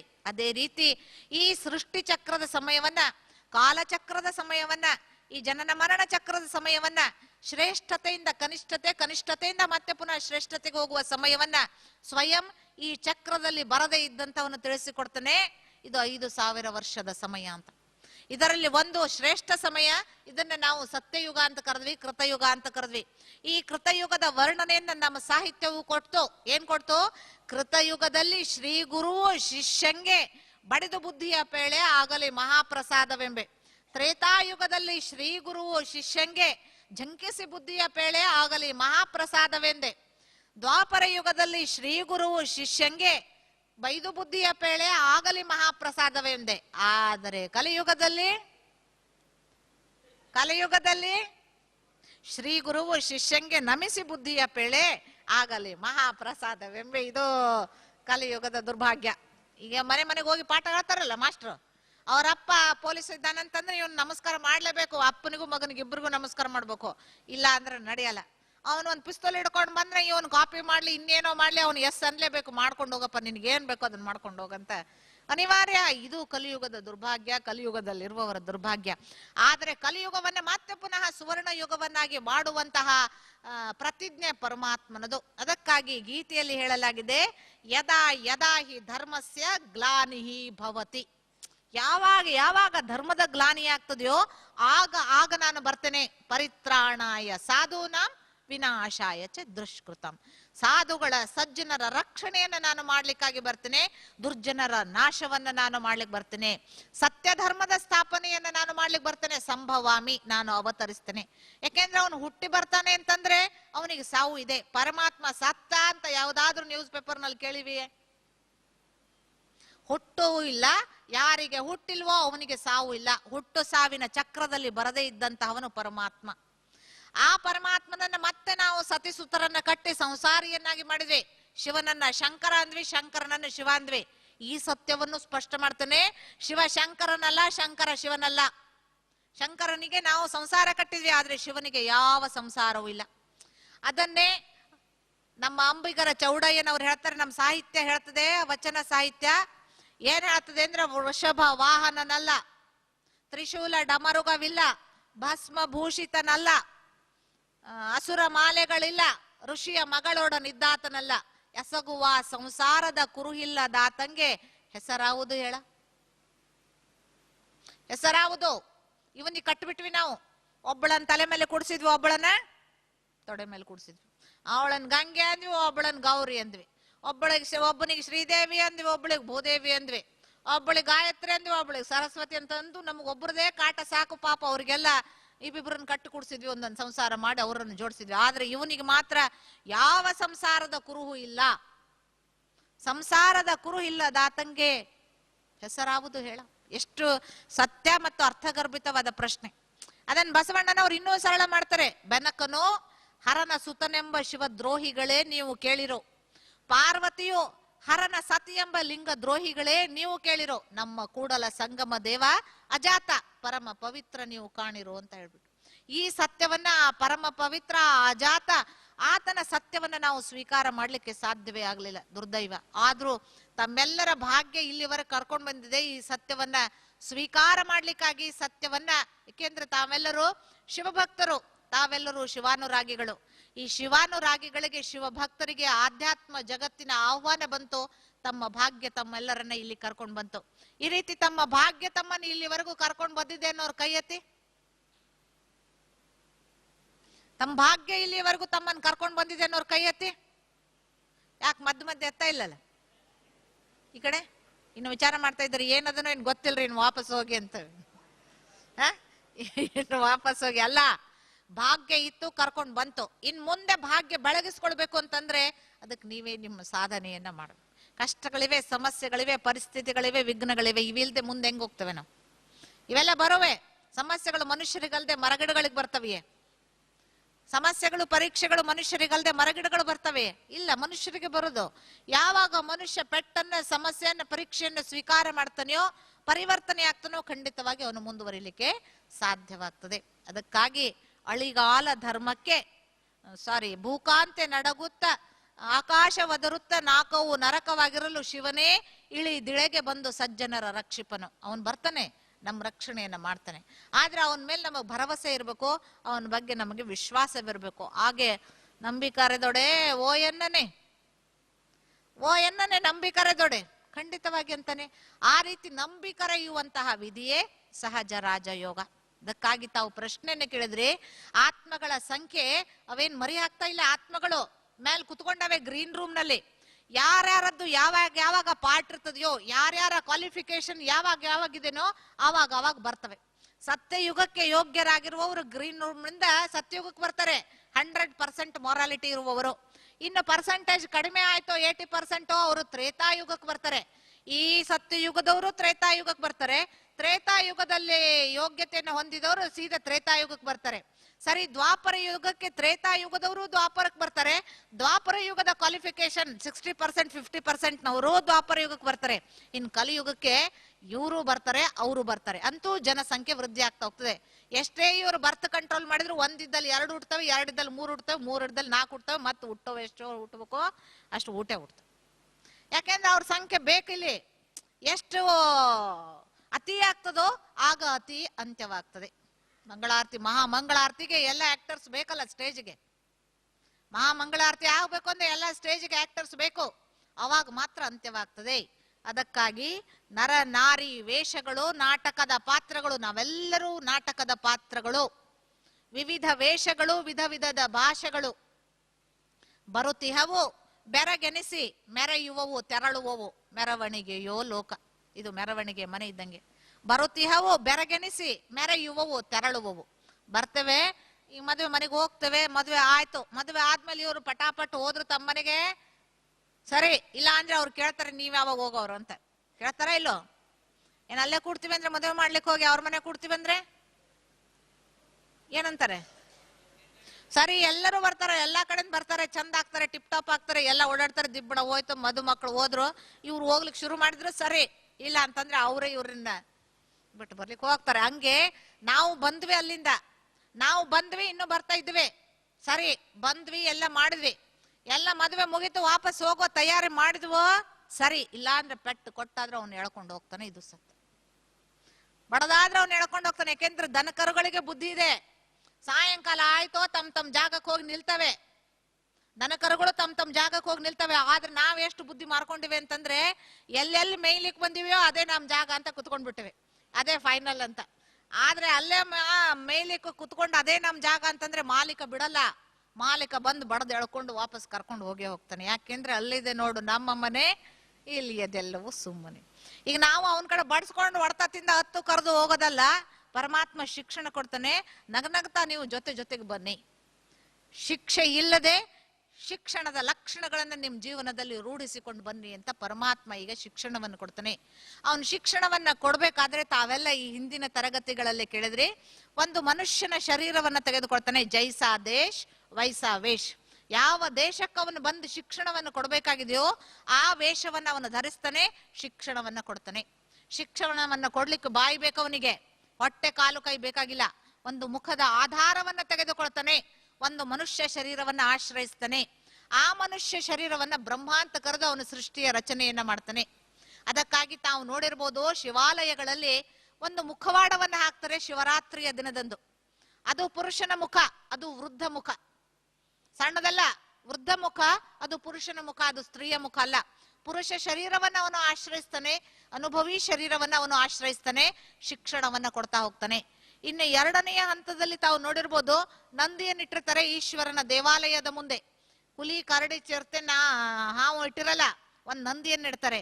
ಯಾಕೆಂದ್ರೆ ಪಶು ಸಮಾನ ಬುದ್ಧಿಯುಳ್ಳಂತಹ ಮನುಷ್ಯ, ಆದ್ರೂ ಸಹ ಮುಗ್ಧ ಮನುಷ್ಯ, ಪ್ರಪಂಚದ ಅರಿವಿಲ್ಲದೆ ಇರುವಂತಹ ಮನುಷ್ಯ, ವಿನಾಶದ ಜ್ಞಾನವಿಲ್ಲದೆ ಇರುವಂತಹ ಮನುಷ್ಯ. ಅದು ನಂದಿ, ಅದು ಸಹ ಮುದಿ ಎತ್ತು. ಅದು ಹೆಣ್ಣಲ್ಲ, ಅದು ಗಂಡು. ಮುದಿ ಇದೆ, ಅದು ಏನ್ ಸಣ್ಣ ಕರು ಇಡಲ್ಲ, ಅಲ್ಲೇ ಮುದಿ ಎತ್ತನ್ನ ಇಡ್ತಾರೆ. ಯಾಕೆ ಅಂತಂದ್ರೆ ಮುದಿ ಎತ್ತಿನ ಆಶ್ರಯವನ್ನ ಅವನು ತಗೊಳ್ತಾನೆ. ಅವನಿಗೇನ್ ನಮ್ಗೆ ಹೆಂಗ್ ಮೋಟರ್ ಸೈಕಲ್ ಕಾರ್ ಬೇಕು ಹಂಗೇನು ಅವನಿಗೆ ವಾಹನ ಬೇಕಾಗಿಲ್ಲ ಓಡಾಡ್ಲಿಕ್ಕೆ, ಅವನ್ ತಾನೇ ಓಡಾಡ್ತಾನೆ. ಯಾಕೆಂದ್ರೆ ಅವ್ನ ಜ್ಯೋತಿ ಸ್ವರೂಪಿ, ತಮಗ್ ಗೊತ್ತಾಯ್ತು. ಆದ್ರೆ ಮುಯಿಗೆ ಮುಯಿ ಎನ್ನುವಂತೆ ಈ ಸಮಯದಲ್ಲಿ ಪರಮಾತ್ಮ ನಮ್ಗೇನು ಉಪಕಾರವನ್ನ ಮಾಡ್ತಾನೆಯೋ ಆ ಉಪಕಾರದ ಸ್ಮರಣೆಯನ್ನ ನಾವು ಭಕ್ತಿಯಲ್ಲಿ ಮಾಡ್ತೇವೆ. ನಮ್ಮ ಉಪಕಾರದ ಮಟ್ಟದ ಸ್ಮೃತಿಯ ಆಧಾರದ ಮೇಲೆ ನಾವು ಅಲ್ಲಿ ಭಕ್ತಿ ಪೂಜಾ ವಿಧಿಗಳನ್ನ ಪ್ರಾರಂಭ ಮಾಡ್ತೇವೆ. ಆ ಮುಖವಾಡವನ್ನ ಹಾಕಿದ್ವಿ, ಎರಡನೆಯದ್ದು ನಂದಿಯನ್ನ ಇಟ್ವಿ, ಮೂರನೆಯದ್ದಾಗಿ ಭಸ್ಮವನ್ನ ಹಚ್ಚುತ್ತೇವೆ. ಅಲ್ಲಿ ಯಾಕೆ ಹಚ್ಚುತ್ತೇವೆ ಅಂದ್ರೆ ನಮಗಿಲ್ಲಿ ಈ ಸಮಯದಲ್ಲಿ ಶಿಕ್ಷಣವನ್ನ ಕೊಟ್ಟು ನಮ್ಮ ಅಸುರಿಯ ಸಂಸ್ಕಾರಗಳನ್ನ ಭಸ್ಮ ಮಾಡ್ತಾನೆ. ಅದಕ್ಕಾಗಿ ಅವನಿಗೆ ಭಸ್ಮವನ್ನ ಹಚ್ಚಿದ್ವಿ. ನಾಲ್ಕನೆಯದ್ದು ಒಂದು ಕಣ್ಣನ್ನ ಹಚ್ಚುತ್ತೀವಿ ಶಿವನಿಗೆ, ಮುಕ್ಕಣ್ಣ ಅಂತ ಕರೆದ್ವಿ. ಮುಕ್ಕಣ್ಣ ಅಂದ್ರೆ 3 ಕಣ್ಣುಳ್ಳವನು ಅಂತ ತಿಳ್ಕೊಂಡ್ವಿ, ಅಲ್ಲ, ಮೂರನೆಯ ಕಣ್ಣುಳ್ಳವನು ಅಂತ ಅರ್ಥ. ಈ 2 ಕಣ್ಣುಗಳು ನಮಗೂ ಇವೆ, ಅವನಿಗೂ ಅವಶ್ಯಕತೆ ಇಲ್ಲ. ಈ 2 ಕಣ್ಣುಗಳನ್ನ ಜಗತ್ತನ್ನು ನೋಡಿದ್ವಿ, ಆದ್ರೆ ಈ 3ನೆಯ ಕಣ್ಣನ್ನು ಕೊಡ್ತಾನೆ. ಈ ಜಗತ್ತನ್ನು ನೋಡೋ ಅವಶ್ಯಕತೆ ಇಲ್ಲ, ನನ್ನನ್ನು ನೋಡ್ಲಿಕ್ಕೆ ಶುರು ಮಾಡಿ ಅಂತ. ಅದಕ್ಕೆ ನಾವು ಶಿವನ ದೇವಾಲಯದಲ್ಲಿ ಎತ್ತಿನ ಮಧ್ಯೆ ಬಗ್ಗೆ ನೋಡ್ತೇವೆ ಶಿವನ ಲಿಂಗವನ್ನ. ಅದೇ ಇಲ್ಲ ತಾವು ನೋಡಿದ್ರೆ ಆ ಎರಡು ಭ್ರುಕುಟಿಯ ಮಧ್ಯದಲ್ಲಿ ಅವು ಏನ್ ಎತ್ತಿನ ಕೊಡಿರ್ತಾವೋ ಅದ್ರ ತಲೆಯೊಳಗೆ ಅದ್ರ ಮಧ್ಯ ತಲೆ ತೋರಿಸಿ ಅಲ್ಲಿಂದ ಶಿವಲಿಂಗ ನೋಡ್ತೇವೆ. ಯಾಕೆ ಅಂದ್ರೆ ಭ್ರುಕುಟಿಯ ಮಧ್ಯದಿಂದ ಅವನನ್ನ ನೋಡುವಂತಹ ಅಭ್ಯಾಸ. ಆತ್ಮಜ್ಞಾನದಿಂದ ನಾವು ಪರಮಾತ್ಮನನ್ನ ನೋಡ್ತೇವೆ, ಆತ್ಮ ಸ್ಥಿತಿಯಲ್ಲಿದ್ದು ನಾವು ಪರಮಾತ್ಮನ ಸಾಕ್ಷಾತ್ಕಾರವನ್ನ ಮಾಡ್ಕೊಳ್ತೇವೆ. ಇನ್ನು ನಾಲ್ಕನೆಯದ್ದು ಮೂರನ್ನ ಜೋಡಿಸ್ತಾರೆ, 3 ಬಿಲ್ವ ಪತ್ರ ಇರ್ಬೋದು ಅಥವಾ ತ್ರಿಶೂಲ ಇರ್ಬೋದು. ಯಾಕೆಂದ್ರೆ 3 ಲೋಕದ ಜ್ಞಾನವನ್ನ ಕೊಡ್ತಾನೆ, 3 ಕಾಲದ ಜ್ಞಾನವನ್ನ ಕೊಡ್ತಾನೆ ಪರಮಾತ್ಮ ಈ ಸಮಯದಲ್ಲಿ. 4ನೇದ್ದು ಬಿಳಿ ಹೂಗಳನ್ನು ಒಯ್ತವೆ. ಯಾಕೆ ಅಂತಂದ್ರೆ ನಾವು ಬಿಳಿಗೆ ಈಗ ಮಹತ್ವವನ್ನ ಕೊಡ್ಲಿಕ್ಕೆ ಕಲಿಸ್ತಾನೆ. ಈ ಪ್ರಪಂಚ ನಿಮಗಾಗಿ ನಷ್ಟವಾಗಿದೆ, ಇಲ್ಲಿ ನೀವು ಇದ್ದೋ ಇಲ್ಲದೆ ಇರುವಂತಹ ಜೀವನವನ್ನ ನಡೆಸಿ, ನಿಮ್ಮಲ್ಲಿರುವಂತಹ ಕಲೆಗಳನ್ನು ಕಿತ್ತಾಕ್ಲಿಕ್ಕೆ ಪ್ರಯತ್ನ ಮಾಡಿ ಶಾಂತಿವಾದಿಗಳಾಗಿ. ಇನ್ನು 5ನೇದು ಬಾಳೆಹಣ್ಣಿಗೆ ಮಹತ್ವವನ್ನು ಕೊಡ್ತೇವೆ. ಯಾಕೆಂತಂದ್ರೆ ಬಾಳೆಗೆ ಒಂದೇ ಗೊನೆ, ಬಾಳುವಿಗೆ ಒಂದೇ ಮಾತು, ಅದೇ ಶ್ರೀಮತ. ಗುರು ಮತ ಇತ್ತು, ಶಾಸ್ತ್ರ ಮತ ಇತ್ತು, ಮನ್ಮತ ಇತ್ತು, ಪರಮತ ಇತ್ತು. ಆದ್ರೆ ಇವೆಲ್ಲವನ್ನ ತ್ಯಾಗ ಮಾಡಿ ಈಗ ಶ್ರೀಮತ ಶ್ರೇಷ್ಠ ಮತದಂತೆ ನಡೆದ್ರೆ ಕಿಸ್ಮತ್ ಭಾಗ್ಯ ನಿಮ್ದು ಬೆಳಗ್ತದೆ. ಇನ್ನು 5ನೇದಾಗಿ ತೆಂಗಿನಕಾಯನ್ನು ಹೊಡಿಲಿಕ್ಕೆ ಹೋದ್ವಿ. ಈಗಂತೂ ಅದನ್ನು ವಿಚಾರ ಮಾಡ್ತೇವೆ. ಯಾಕೆಂದ್ರೆ ಅರ್ಧ ಅವನು ಇಟ್ಕೊಳ್ತಾನಲ್ಲ ಪೂಜಾರಿ. ಮೊದ್ಲಿನ ಕಾಲಕ್ಕೆ ಹೋಲಿ ಏನೋ ಹೊಡ್ಕೊಂಡು ಬರೋಣ 2 ರೂಪಾಯಿಗೆ ಒಂದು ಅಂತ ತಿಳ್ಕೊಂಡ್ವಿ. ಈಗ 10 ರೂಪಾಯಿಗೆ ಒಂದು ಅಂದಾಗ ವಿಚಾರ ಮಾಡ್ತೀವಿ. ಅಲ್ಲ, ಆ ಕಾಯಿ ಬೇಕಾಗಿಲ್ಲ ಅವನಿಗೆ, ಎನ್ನ ಕಾಯದ ಅಭಿಮಾನವ ಕಳೆಯಯ್ಯ ಅಂತ ಅವನಿಗೆ ನಾವು ಬೇಡ್ಕೊಂಡ್ವಿ ಪ್ರಾರಂಭದಲ್ಲಿ. ಆದ್ರೆ ಈ ಕಾಯದ ಅಭಿಮಾನ ಹೆಚ್ಚಾಗ್ತಾ ಹೋಯ್ತು, ಆ ತೆಂಗಿನಕಾಯಿ ಸರಳ ಅನ್ನಿಸ್ತು. ಅದಕ್ಕೆ ಚಪ್ಪಲಿ ಬಿಟ್ಟು ಹೊರಗೆ ಹೋಗ್ತೇವೆ. ಯಾಕೆಂದ್ರೆ ಈ ದೇಹದ ಅಭಿಮಾನದ ಸಂಕೇತ. ಬಾಗಿಲೋಳು ಕೈ ಮುಗಿದು ಒಳಗೆ ಬಾ, ಯಾತ್ರಿಕನೇ ತಲೆ ಬಾಗ್ಸು, ನೀನ್ ಸಮರ್ಪಣೆಯಾಗು, ಸರೆಂಡರ್ ಆಗು. ಇನ್ ಕೊನೆಯದಾಗಿ ಆರತಿ ಮಾಡ್ತೇವೆ. ಇಲ್ಲಿ ಜ್ಯೋತಿ ಉರಿತಾ ಇದೆ, ಕರ್ಪೂರ ಉರಿತಾ ಇದೆ, ಇಲ್ಲಿ ಗಂಟೆ ಬಡಿತಾ ಇದೆ, ಓಂ ಓಂ ಅಂತ. ಈ ಜ್ಯೋತಿಯನ್ನ ನಾವು ಹಿಂಗ್ ರೊಡ್ಡ ತಿರ್ಗಿಸಲ್ಲ. ರೊಡ್ಡ ತಿರ್ಗಿಸ್ತೀವಿ ಇಲ್ಲ, ಇಲ್ಲಿ ತಿರ್ಗಿಸ್ತೇವೆ. ನಾನ್ ಆತ್ಮ ಸತ್ಯ ತ್ರೇತ ದ್ವಾಪರ ಕಲಿಯುಗಗಳಲ್ಲಿ ಸುತ್ತುತ್ತಾ ಇದ್ದೇನೆ, ಸುತ್ತುತ್ತಾ ಇದ್ದೇನೆ, ಸುತ್ತುತ್ತಾ ಇದ್ದೇನೆ ಅಂತ ಅಲ್ಲೇ ಮಂಗಳಾರತಿಯನ್ನ ಮಾಡ್ತೀವಿ. ಸುತ್ತಿದ್ವೋ ಇಲ್ವೋ ನಾವು? ಯಾವ ಶ್ರೇಷ್ಠ ಸುಖ ಸಂಪನ್ನ ಜೀವನವನ್ನ ಅನುಭವ ಮಾಡಿದ್ವೋ ಸ್ವರ್ಗದಲ್ಲಿ, ಮತ್ತೆ ನಾವೇ ಪುನಃ ಪುನಃ ಪುನರ್ಜನ್ಮದಲ್ಲಿ ಬಂದ್ವಿ. ಅದಕ್ಕಾಗಿ ಜನಸಂಖ್ಯೆಯೂ ಹೆಚ್ಚಾಯ್ತು, ಜನರಲ್ಲಿ ತಾಮಸಿಕತೆಯೂ ಹೆಚ್ಚಾಯ್ತು. ಯಾವಾಗ ತಮೋ ಪ್ರಧಾನವಾಗ್ತದೆಯೋ ಆಗ ಪುನಃ ಸತೋ ಪ್ರಧಾನ ಮಾಡ್ಲಿಕ್ಕೆ ಪರಮಾತ್ಮ ಈ ಧರಣಿಗೆ ಅವತರಿಸ್ತಾನೆ. ಮತ್ತೆ ಶಿಕ್ಷಣವನ್ನ ಕೊಡ್ತಾನೆ. ಶಿಕ್ಷಣವನ್ನ ಕೊಟ್ಟು ನಮ್ಮನ್ನ ಶ್ರೇಷ್ಠರನ್ನಾಗಿ ಮಾಡ್ತಾನೆ. ಅದಕ್ಕಾಗಿ ಇದನ್ನ ಪುರುಷೋತ್ತಮ ಸಂಗಮ ಯುಗ ಅಂತ ಕರೆಯಲಾಗ್ತದೆ. ಕನಿಷ್ಠ ಪುರುಷ ಉತ್ತಮ ಪುರುಷನಾಗ್ತಾನೆ. ಈ ಉತ್ತಮ ಪುರುಷನಾಗ್ಲಿಕ್ಕೆ ಶಿಕ್ಷಣವನ್ನ ಕೊಡ್ಲಾಗ್ತದೆ. ಅದಕ್ಕಾಗಿ ಇದು ಈಶ್ವರೀಯ ಶಿಕ್ಷಣ. ಅಲ್ಲಿ ಇಂಜಿನಿಯರ್ ಅನ್ನ ತಯಾರು ಮಾಡ್ತಾನೆ, ಡಾಕ್ಟರ್ ಅನ್ನ ತಯಾರು ಮಾಡ್ತಾನೆ, ಲಾಯರ್ ಅನ್ನ ತಯಾರು ಮಾಡ್ತಾನೆ. ಆದ್ರೆ ಇಲ್ಲಿ ಪರಮ ಶಿಕ್ಷಕ ದೇವತೆಗಳನ್ನ ತಯಾರು ಮಾಡ್ತಾನೆ. ಇಲ್ಲಿ ದೇವತೆಗಳಾಗುವಂತಹ ಕ್ವಾಲಿಫಿಕೇಶನ್ ಯಾರೆಲ್ಲ ಹೊಂತಾರೆಯೋ ಅವರು ದೇವಮಾನವ ಜೀವನಕ್ಕೆ ಯೋಗ್ಯರಾಗ್ತಾರೆ, ಅವರು ದೈವಿ ಸಾಮ್ರಾಜ್ಯಕ್ಕೆ ಬರ್ತಾರೆ. ಇಲ್ಲ ಅಂತಂದ್ರೆ ಅಲ್ಲಿ ಡೊನೇಷನ್ ಇಲ್ಲ, ಅಲ್ಲಿ ಯಾವ ಮಿನಿಸ್ಟರ್ ಇನ್ಫ್ಲೂಯೆನ್ಸ್ ಇಲ್ಲ. ಸಜ್ಜನರೇ ಜೂಟು ಮತ್ತು ಬೋಲೋ, ಹಿಂದಿಯೊಳಗೆ ಒಂದು ಹಾಡು ಕೇಳಿರ್ಬೋದು. ಸಜ್ಜನರೇ ಜೂಟು ಮತ್ತು ಬೋಲೋ, ಸುಳ್ಳಾಡಬೇಡ ನೀನು ಪರಮಾತ್ಮನ ದರ್ಬಾರ್ನಲ್ಲಿ. ನಾ ಹಾತಿ ಹೇ ನಾ ಘೋಡಾ ಹೇ. ಈ ಸಂಬಂಧದ ಬಲವೂ ಇಲ್ಲ, ಸಂಪತ್ತಿನ ಬಲವೂ ಇಲ್ಲ. ನಿನ್ನದೇ ಕರ್ಮದ ಬಲದಿಂದ ನೀನು ಆ ರಾಜ್ಯಕ್ಕೆ ಹೋಗ್ಲಿಕ್ಕೆ ಸಾಧ್ಯ. ಅದಕ್ಕಾಗಿ ನಾವು ವಿಶ್ವ ವಿಧಾತ ಅಂತ ಕರೆದ್ವಿ, ಸೃಷ್ಟಿಕರ್ತ ಅಂತ ಕರೆದ್ವಿ, ಅವನನ್ನ ಜಗನ್ ನಿಯಾಮಕ ಅಂತ ಕರೆದ್ವಿ. ಅವನ ಮುಂದೆ ನಮ್ಮ ಯಾವ ಬಲವೂ ನಡೆಯಲ್ಲ. ಅವನಿಗೆ ಎಷ್ಟು ನಾವು ಶರಣಾಗತರಾಗ್ತೇವೆಯೋ ಅಷ್ಟು ನಮ್ಮ ಯೋಗಕ್ಷೇಮದ ಹೊಣೆಯನ್ನ ಭಾರವನ್ನ ಅವನು ಹೊತ್ತುಕೊಳ್ತಾನೆ. ಅದಕ್ಕಾಗಿ 5,000 ಅನ್ನೋದು ಪರಮಾತ್ಮ ಹೇಳಿದಂತಹ ಸಮಯ. 5,000 ಚಕ್ರ. ಇದರಲ್ಲಿ ಶ್ರೇಷ್ಠ ಕನಿಷ್ಠ ಗತಿಗಳಿವೆ. ಶ್ರೇಷ್ಠರಾಗಬೇಕು ಅಂತಿದ್ರೆ ಶಿಕ್ಷಣವನ್ನ ಪಡೀರಿ. ಶ್ರೇಷ್ಠರಾಗಬೇಕು ಅಂತಂದ್ರೆ ನಿಮ್ ಲಕ್ಷಣಗಳನ್ನ ಚೇಂಜ್ ಮಾಡ್ಕೊಳ್ಳಿ. ಆಗ ನರ ನಾರಾಯಣನಾಗ್ತಾನೆ, ಮಾನವ ಮಾಧವನಾಗ್ತಾನೆ, ನಾರಿ ಲಕ್ಷ್ಮಿ ಆಗ್ತಾಳೆ. ಇಲ್ಲ ಅಂತಂದ್ರೆ ನಿಮ್ಗೆ ಹೆಂಗಿದೆನೋ ಹಂಗಿರಿ ಅಂತ. ಯಾಕೆಂದ್ರೆ ಒಂದು ಪ್ರಶ್ನೆಯನ್ನ ಸಂಸ್ಕೃತದಲ್ಲಿ ಕೇಳ್ತಾರೆ. ಏನಂತಂದ್ರೆ ಕಾಕೋ ಕಾಕಃ ಪಿಕೋ ಪಿಕಃ. ಯಾವಾಗ ಮೊದಲನೇ ಎದ್ದು ಕಾಗೆಯು ಕಪ್ಪೆ ಕೃಷ್ಣ, ಕಾಕಃ ಕೃಷ್ಣ ಪಿಕಃ ಕೃಷ್ಣ. ಕಾಗೆಯು ಕಪ್ಪೆ ಕೋಗಿಲೆಯು ಕಪ್ಪೆ. ಹೌದಾ ಇಲ್ಲೋ? ಕಾಗೆಯು ಕಪ್ಪೆ ಕೋಗಿಲೆಯು ಕಪ್ಪೆ, 2 ಕಪ್ಪೆ. ಆದ್ರೆ ಕಾಗೆ ಅನ್ನೋದು ಕೋಗಿಲೆ ಅನ್ನೋದು ಯಾವಾಗ ಗೊತ್ತಾಗ್ತದೆ? ವಸಂತ ಋತು ಆಗಮನೆ ಕಾಕೋ ಕಾಕಃ ಪಿಕೋ ಪಿಕಃ. ಹಂಗೆ ಸತ್ಯಯುಗದಲ್ಲಿದ್ದವರು ಈ ಕಲಿಯುಗದಲ್ಲಿದ್ದಾರೆ, ತ್ರೇತಾಯುಗದವರು ಕಲಿಯುಗದೊಳಗಿದ್ದಾರೆ, ದ್ವಾಪರದವರು ಕಲಿಯುಗದೊಳಗಿದ್ದಾರೆ, ಕಲಿಯುಗದವರು ಕಲಿಯುಗದೊಳಗಿದ್ದಾರೆ. ಆದ್ರೆ ಯಾರು ಪರಮಾತ್ಮನನ್ನ ಸ್ವೀಕಾರ ಮಾಡ್ಬಿಡ್ತಾರೆಯೋ, ಪರಮಾತ್ಮನ ಶಿಕ್ಷಣವನ್ನ ಸ್ವೀಕಾರ ಮಾಡ್ಬಿಡ್ತಾರೆಯೋ ಅವ್ರು ತಮ್ಮ ಲಕ್ಷಣಗಳನ್ನ ಚೇಂಜ್ ಮಾಡ್ಕೊಳ್ತಾರೆ. ಆಗ ಕಾಕೋ ಕಾಕಃ ಪಿಕೋ ಪಿಕಃ. ಕಾಗೆ ಕಾಗಿಲೆ, ಕಾಗೆ ಕೋಗಿಲೆ ಕೋಗಿಲೆ. ಇಲ್ಲಾಂದ್ರೆ ಎಲ್ಲಿ ಪರಮಾತ್ಮ ನಡೆ, ನಾವೇ ಪರಮಾತ್ಮ ಅಂತ ಕೂತ್ಕೊಳ್ಳೋರು ಇದ್ದಾರೆ, ಇಲ್ಲ ಅಂತಲ್ಲ. ಆದ್ರೆ ಕೋಗಿ ಕಾಗಿಲೆ ಅವು ವ್ಯತ್ಯಾಸವನ್ನ ಸ್ವೀಕಾರ ಮಾಡ್ತವೆ. ಹಾಲಿಗೆ ನೀರ್ ಹಾಕೋದನ್ನ ಗವಳಿ ಗೊತ್ತು ಮಾಡ್ಕೊಂಡಿದ್ದಾನೆ, ಆದ್ರೆ ಹಾಲಿಗೂ ನೀರಿನ ಭೇದವನ್ನ ಹಂಸ ಮಾತ್ರ ಕಂಡುಕೊಳ್ಳಿಕ್ ಸಾಧ್ಯ, ಬೇರೆಯವ್ರು ಕಂಡುಕೊಳ್ಳಿಕ್ ಸಾಧ್ಯ ಇಲ್ಲ. ಅದೇ ರೀತಿ ನಾವು ಎಷ್ಟು ಹೆಚ್ಚೆಚ್ಚು ಈಶ್ವರನ ಶಿಕ್ಷಣವನ್ನು ಜೀವನದಲ್ಲಿ ಧಾರಣೆ ಮಾಡ್ಕೊಳ್ತೇವೆಯೋ ಅಷ್ಟಷ್ಟು ನಮ್ಮ ಜೀವನದಲ್ಲಿ ಪರಿವರ್ತನೆಯನ್ನ ತಂದ್ಕೊಳ್ತೇವೆ. ಎಷ್ಟೆಷ್ಟು ಜೀವನದಲ್ಲಿ ಪರಿವರ್ತನೆಯನ್ನ ತಂದ್ಕೊಳ್ತೇವೆಯೋ ಅಷ್ಟಷ್ಟು ಜೀವನ ನಮ್ದನ್ನು ಶ್ರೇಷ್ಠ ಮಾಡ್ಕೊಳ್ತೇವೆ, ಇನ್ನುಳಿದವರಿಗೂ ನಾವು ಮಾರ್ಗದರ್ಶಕರು ಆಗ್ಲಿಕ್ಕೆ ಸಾಧ್ಯವಾಗ್ತದೆ. ಈ ರೀತಿ ಜೀವನ ಪರಿವರ್ತನೆಗೆ ನಮ್ಮೆಲ್ಲರ ಆತ್ಮ ಜ್ಯೋತಿ ಅಂತೂ ಬೆಳಗ್ತೋ ಇಲ್ಲೋ, ಆತ್ಮ ಜ್ಞಾನದಿಂದ ಆತ್ಮ ಜ್ಯೋತಿ ಅಂತೂ ಬೆಳಗ್ತು. ಆದ್ರೆ ಈ ಜ್ಯೋತಿ ನಂದಾದೀಪವಾಗುವಂತೆ, ನಂದದೇ ಇರುವಂತಹ ದೀಪವಾಗಬೇಕು ಅಂತಂದ್ರೆ ಇಲ್ಲಿ ನಾವು ತುಪ್ಪವನ್ನ, ಜ್ಞಾನದ ಎಣ್ಣೆಯನ್ನ ನಾವು ನಿರಂತರ ಹಾಕಿದ್ದಾದ್ರೆ ಮಾತ್ರ ಆ ಜ್ಯೋತಿ ನಿತ್ಯ ಬೆಳಗ್ಲಿಕ್ಕೆ ಸಾಧ್ಯ, ಸದಾ ಕಾಲಕ್ಕೂ ಬೆಳಗ್ಲಿಕ್ಕೆ ಸಾಧ್ಯ, ಅದು ನಂದಾದೀಪವಾಗ್ಲಿಕ್ಕೆ ಸಾಧ್ಯ. ಅದಕ್ಕೆ ನಿತ್ಯವೂ ಈಶ್ವರನ ಮಹಾವಾಕ್ಯಗಳನ್ನ ಶ್ರವಣ ಮಾಡುವಂತಹವರ ಆತ್ಮ ಜ್ಯೋತಿ ಸದಾ ಕಾಲಕ್ಕೂ ಬೆಳಗಿದ್ದೇ ಇರ್ತದೆ. ಈ ಆತ್ಮ ಜ್ಯೋತಿಯನ್ನ ಬೆಳಗಿಸ್ಕೊಳ್ಬೇಕು ಅಂತಂದ್ರೆ ಪರಮಾತ್ಮನ ಮಹಾವಾಕ್ಯಗಳನ್ನ ನಾವು ಕೇಳಬೇಕು. ಇದು ಜ್ಞಾನದ ದೀಪ ಬೆಳಗಲಿಕ್ಕೆ ಇರುವಂತಹ ಸಾಧನ.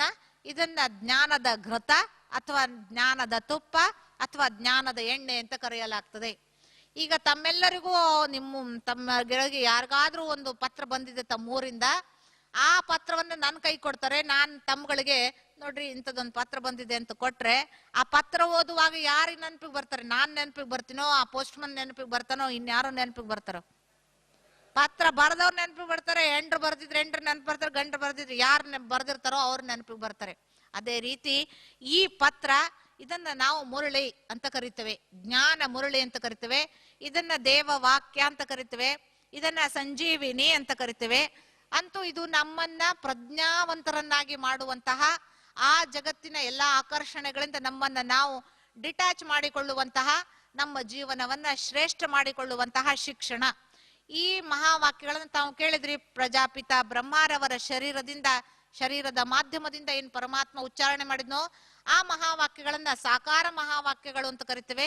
ಇನ್ ನಂತರ ಗುಲ್ಜಾರ್ ದಾದಿ, ನಮ್ಮ ಇನ್ನೊಬ್ಬ ದಾದೀಜಿಯವರನ್ನ ಆ ದಿನ ಭೇಟಿ ಮಾಡಿದ್ರಿ ತಾವು.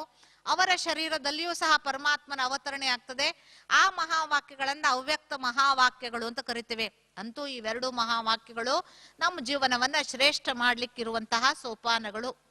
ಮೊದಲನೆಯ ಸಾಕಾರ ಮಹಾವಾಕ್ಯಗಳಲ್ಲಿ ಸೃಷ್ಟಿಯ ಆದಿ ಮಧ್ಯ ಅಂತದ ರಹಸ್ಯವಿದೆ.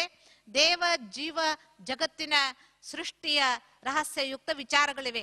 ಆದ್ರೆ ಅವ್ಯಕ್ತ ಮಹಾವಾಕ್ಯಗಳಲ್ಲಿ ನಮ್ಮ ಮಾನಸಿಕ ಸ್ಥಿತಿಯನ್ನ, ನಮ್ಮ ವ್ಯಕ್ತ ಭಾವನೆಗಳನ್ನ ದೂರ ಮಾಡಿ ಅವ್ಯಕ್ತ ಸ್ಥಿತಿಯನ್ನ ರೂಪಿಸಿಕೊಳ್ಳಿಕ್ಕೆ ಸಹಜ ಶಿಕ್ಷಣವಿದೆ. ಅಂತೂ ನಮ್ಮ ಎಲ್ಲಾ ಸೇವಾ ಕೇಂದ್ರಗಳಲ್ಲಿ ಅದೇ ಸಮಯಕ್ಕೆ 8,000 ಸೇವಾ ಕೇಂದ್ರಗಳಲ್ಲಿ ಅದೇ ಸಮಯಕ್ಕೆ ಈ ಈಶ್ವರಿಯ ಮಹಾವಾಕ್ಯಗಳನ್ನ ಹೇಳಲಾಗ್ತದೆ. ಅದನ್ನ ಪ್ರತಿಯೊಬ್ಬರು ಬಂದು ತಮ್ಮ ತಮ್ಮ ಜೀವನದಲ್ಲಿ ರೂಢಿಸಿಕೊಳ್ಳಿಕ್ಕೆ ಪ್ರಯತ್ನ ಪಡ್ತಾರೆ. ಇದನ್ನ ನಾವಿಲ್ಲಿ ಸತ್ಸಂಗ ಅಂತ ಕರಿತೇವೆ ಅಥವಾ ಸತ್ಯನ ಸಂಘ ಅಂತ ಕರಿತೀವಿ. ಎಷ್ಟೆಷ್ಟು ಸತ್ಯನ ಸಂಘದಲ್ಲಿ ಇರ್ತೀವಿಯೋ ಅಷ್ಟಷ್ಟು ಈ ದೇಹದ ಪ್ರಪಂಚದಿಂದ ನಮ್ಮನ್ನ ನಾವು ಬಿಡುಗಡೆ ಮಾಡಿಕೊಂಡು ಸಹಜವಾಗಿ ಸರಳವಾಗಿ ನಾವು ಮೇಲೆ ಹೋಗ್ಲಿಕ್ಕೆ ಸಾಧ್ಯವಾಗ್ತದೆ. ಅದಕ್ಕೆ ಈಗ ಪರಮಾತ್ಮನ ಮಹಾವಾಕ್ಯಗಳನ್ನು ಕೇಳುವಾಗ ಒಂದು ಕಂಡೀಷನ್ ಏನು ಅಂತಂದ್ರೆ ಆತ್ಮಸ್ಮೃತಿಯಲ್ಲಿ ಕುಳಿತುಕೊಳ್ಳುವುದು. ಇಲ್ಲಿಯ ಟೈಮ್ ಟೇಬಲ್ ಇದು. ಅಲ್ಲಿ ನಾವು ಟಿವಿ ನೋಡಿ ಶುರು ಮಾಡ್ತೇವೆ, ನ್ಯೂಸ್ ಪೇಪರ್ ಓದಿ ಶುರು ಮಾಡ್ತೇವೆ, ಚಹಾ ಕಪ್ ಇಟ್ಕೊಂಡು ಶುರು ಮಾಡ್ತೇವೆ. ಆದ್ರೆ ಇಲ್ಲಲ್ಲ, ಇಲ್ಲಿಯ ಟೈಮ್ ಟೇಬಲ್ಲೇ ಚೇಂಜ್. ಏನ್ ಚೇಂಜ್ ಅಂದ್ರೆ ತಾವೆಲ್ಲ ಅದನ್ನ ಅಭ್ಯಾಸ ಮಾಡಿದ್ರಿ 3-4 ದಿನ. ಬೆಳಗ್ಗೆ ಎದ್ದು ಸ್ವಚಿಂತನೆ, ಶಿವಚಿಂತನೆಯಿಂದ ಪ್ರಾರಂಭ ದಿನ. ನಂತರದಲ್ಲಿ ಸ್ವಚ್ಛತೆ. ಅಲ್ಲಿ ಹೆಂಗೆ ಮೂರ್ತಿ ಇದೆ, ಮಂದಿರ ಇದೆ, ಪೂಜಾರಿ ಇದ್ದಾನೆ.